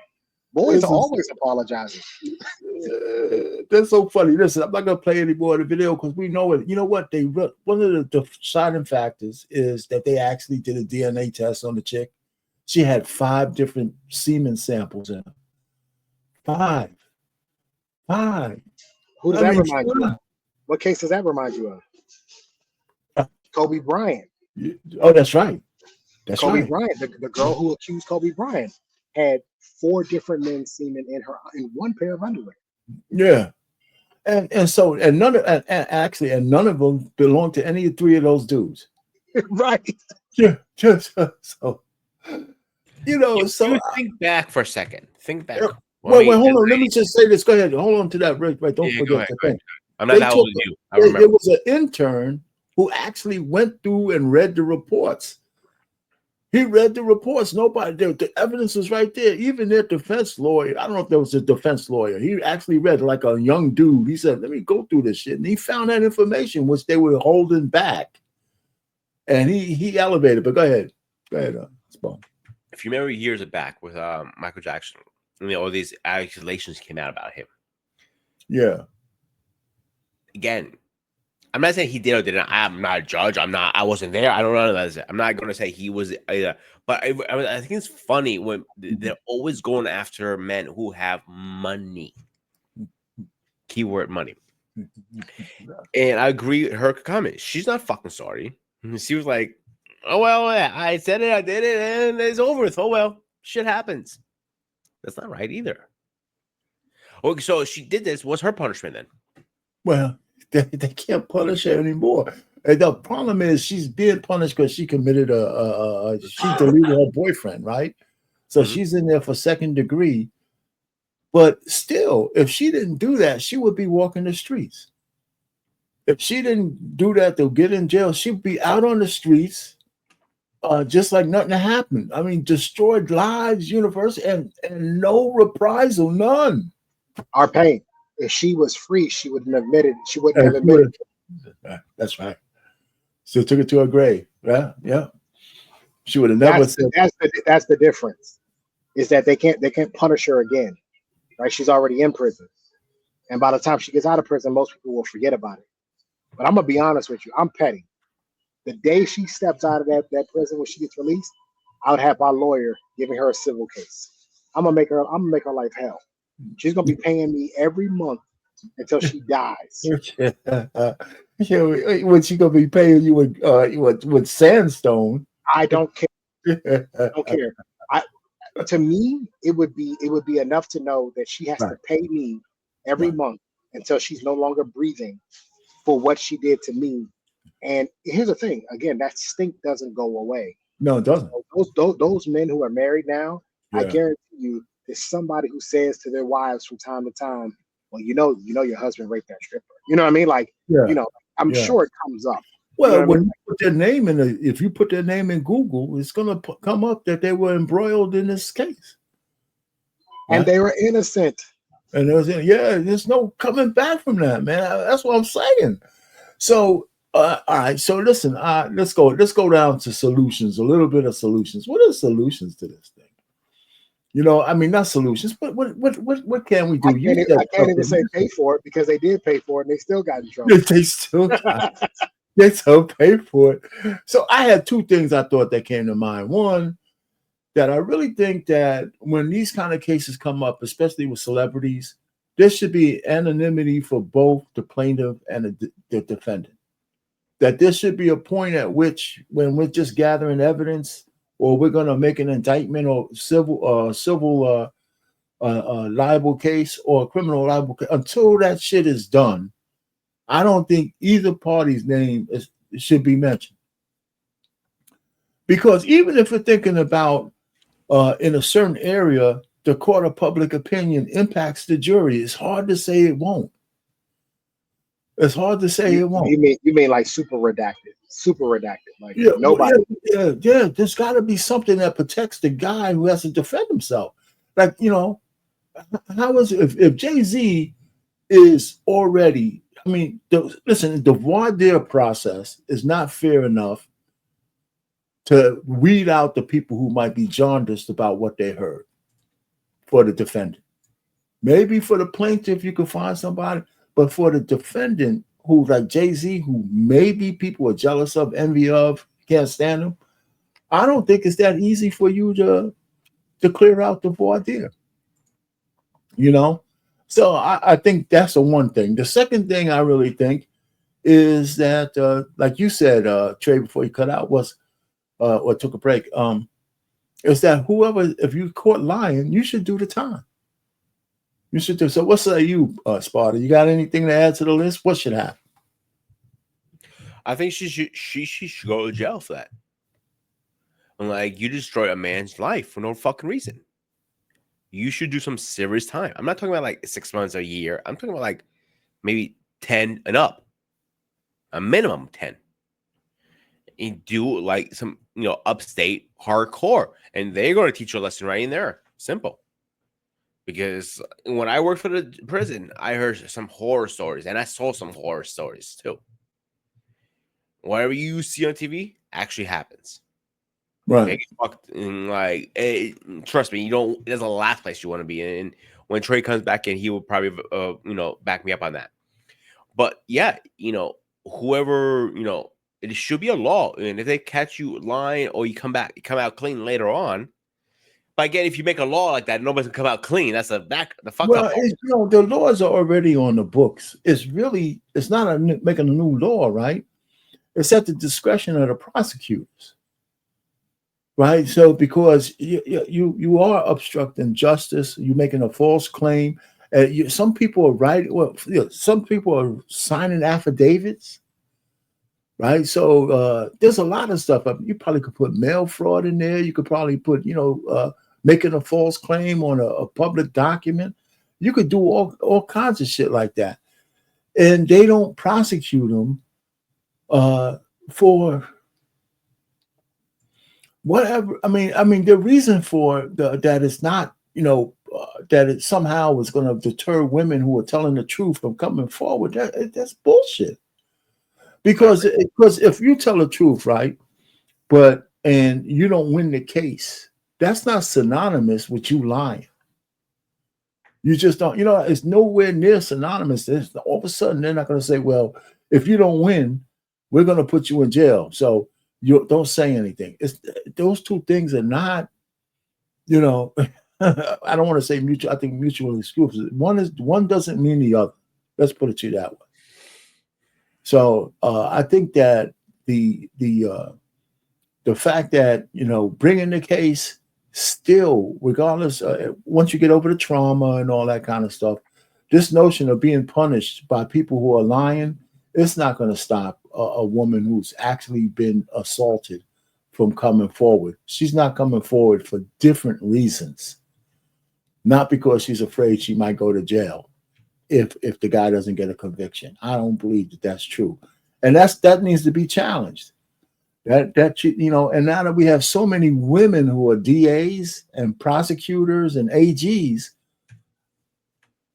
I think that's some of the men do this too, but I think that's some of the reason why they let the women walk, because it's women letting other women walk. That's what I believe, and there's a lot of I think that I'm going to use a trump card for a second here. I'm going to add a little monkey wrench to our conversation. Yeah, go ahead. Big man. All right, because he's not proven guilty yet, but allegedly this said he has done a lot of fucked up things to a lot of women in his own company.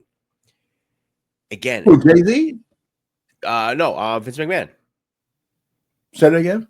Vince McMahon. Oh, okay. Go ahead. Go ahead. Okay, so let's use that also as an example. Again, I'm not saying Right. he did or didn't. I wasn't there. I don't know. You weren't there either. Right. Okay. But let's say for argument's sake, he did. Again, I have a hard time sitting here looking you straight in the eye, or straight in the camera in this case, Yeah. and telling you, I believe her. I don't, because why did you wait all this time? This happened for so many years. I know Trago says, "Oh, people, have trauma, yada yada."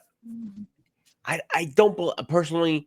I've been through trauma myself, and when I went through my trauma, I needed to talk to somebody. When I went through something very similar, something recent, I wanted to talk more than anything. Okay. So again, I don't understand that personally. But you can't really listen. You know this. There's no real equivalency between men and women in issues like this. There's not.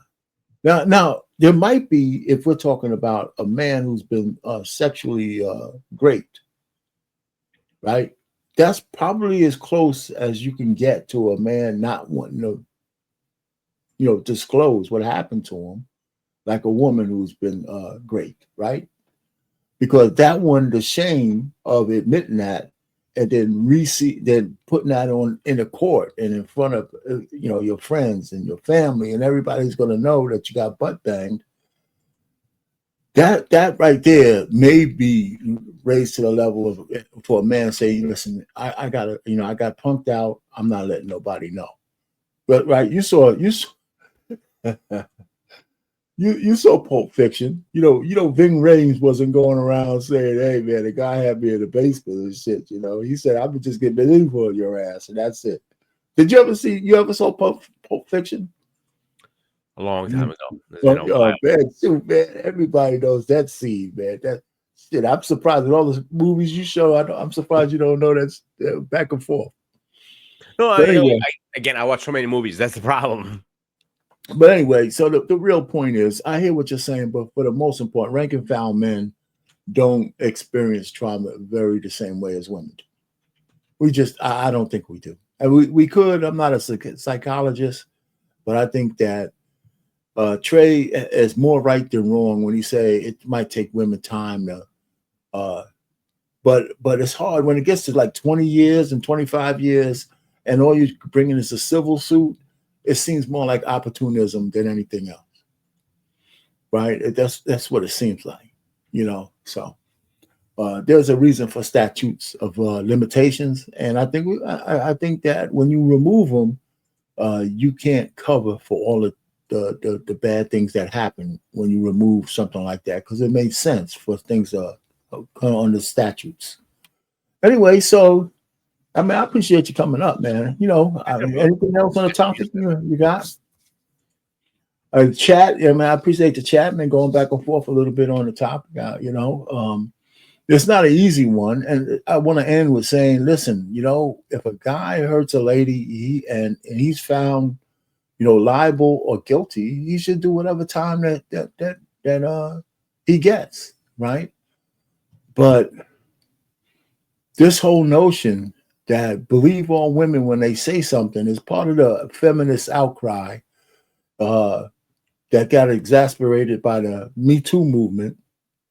And the pendulum has swung too far. It really has, because men are actually being really destroyed, man. And it's not right. Innocent people are being destroyed. It's not right. It's not right. Not to get the bad guys. You can't shit on everybody else just to get to the bad guys. I don't agree with that. Especially if there's no reprisal, on the person who's actually lying.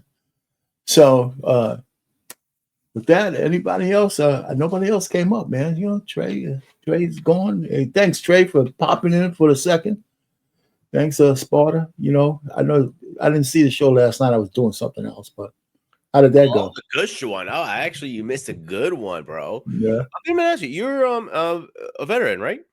No, I work for the Department of Defense. I just work for the soldiers. I never work more. No, we had a boss man last night. We did a nice interview with him. It was very, very educated on my side too. It was very good interview. Again, because somebody had to take a vacation, Paul, and so I was looking aside, but seriously, it was a really good. It was a good interview.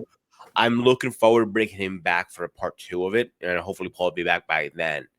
So I think it'll be a very educated, very educated, yeah. That like people who, that's why I like bringing a lot of the service people on, because I know this stuff because I love this stuff. You know what I'm saying? I know about military. It's something I was fascinated at a very young age. Again, I couldn't go in because of my knee, but I'm still educated. I know a lot of people. But people who are not educated, thinking, oh, they're just people with a paycheck. It's not a paycheck only. It's a way of life. There's a lot of things in the middle of it. So never ask them, never think for the service. Ask them what they did. Like CQ, my buddy, said on my show, and buy them a drink. You may learn something. Too. Well, yeah. That's cool. Let me ask you a question though, and I should have asked this earlier. So back in when did you leave your old country? When was the last time you left? Officially, when I came to States officially, that was back in 1998. Oh gosh, man, you've been here for a long time. Do they have and maybe this is a Western thing, but do they have a similar issue with believable women back in your town, or how do they treat these cases back in Greece? They're having the same problem right now there. This is my great cross globe, because I still watch the Greek news. If I go downstairs, the Greek news is always on 24/7. That's the only thing she listens to. My mother, I stream it from Greece. They have similar issues, but the jury system is completely different. If you came out after 13 years like this wouldn't even hit the media. They were throwing this, like the lawyer would throw this in the garbage. So like, I'm not taking this case. You have a small window. So they have a statute of limitations they follow no matter what. Very small, even the lawsuits. I believe the lawsuit, if I'm not mistaken, I gotta double check that. Don't quote me on that. I think it's 6 months to a year. You have tops, and that's it. Wow. Yeah. So, but that don't go for murder though, does it? Again, I'm not sure. I don't want to give you false information on that. But on this Jay-Z rape situation we're having right now, right? Is this wouldn't even we wouldn't be having this conversation right now in Greece, because they wouldn't hit. Because I'm one of those kind of guys who believe that. I don't believe, and Trey made a good point that it's not really the time that a person may take to get there. Even if you took the time, thought the evidence string is so worn, right? I mean, how do you prove this? And then if you're the accused, how do you really disprove it? That's the problem. How do you really assert your innocence, which you have the presumption of, and maybe not in the court of public opinion, but that's the problem. It's the public who has to get on that jury and be your peers. And if they all believe that you're, a rapist or this or that, how do you get a fair trial anymore? How do you really what kind of evidence are you going to bring to that after all these years? That's the other question. Well, it's funny with this one girl, the lady, she said she got a ride from a 5-hour drive to get there. So a lady who could drive drove her 5 hours from her home so she can go to the show. A 13-year-old girl, yeah, that's possible. Yeah, people do that. But that lady died. So that lady who would be a key witness passed away. You know what I'm saying? So for me personally, again, I know I'm the outsider and I have no idea what I'm talking about. For me personally, it's not adding up. 1 + 1 is not equal to 2, in my opinion, right now. Right. So I tell you what, and my other problem is not your issue. It shouldn't even be mine.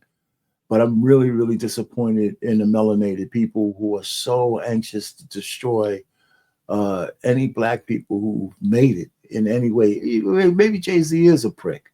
Maybe he's arrogant. Maybe, guys get arrogant. Steve Harvey's arrogant. People get arrogant when they have a lot of money. But do you want to see them fall? I don't see how you get. Here's the difference. You can be an asshole. It's business. It's fun to even ask for money. But if that's completely different from how you are in your life, in your private life, is business and your personal life. So he could be an asshole, but he could be a sweet asshole. You know what I'm saying? a sweet asshole. Yeah, like he could be an asshole. It comes to his business, his properties, his whatever. But when he's his family, his wife, and everything, he might be the sweetest guy you ever met. I'm like, and I do have the same problem you do. I'm like, I don't care your skin color, and I mentioned that. What's that? Is when a man Hey, what's up, there, and they try to take him down, and they fail a lot of times. But when they do take him down, it's like, why destroy a man? Because he's successful? I don't get it. I think that well, anyway, Pete, man, thanks for hanging out, man. We're gonna head end it, man. I think I don't know if we saw world peace or world hunger or anything here, but I just think that more of us, more men in general and elsewhere, need to talk about the presumption of innocence with men and the impacts of a woman lying on a man. Is not just on that man; it's on everything that he's built, all the people that are around him, and that Duke Lacrosse situation. It was one lady saying one thing was really had some like a snowball effect on a lot of lives, and and she's in jail not for that particular karma, right? You could call it karma, but she's not punished for what she did, not for that, not at all. Anyway, man, I appreciate it. We're going to sign off here. Thanks to the chat. Thanks for hanging out with us for a couple of hours, and peace out.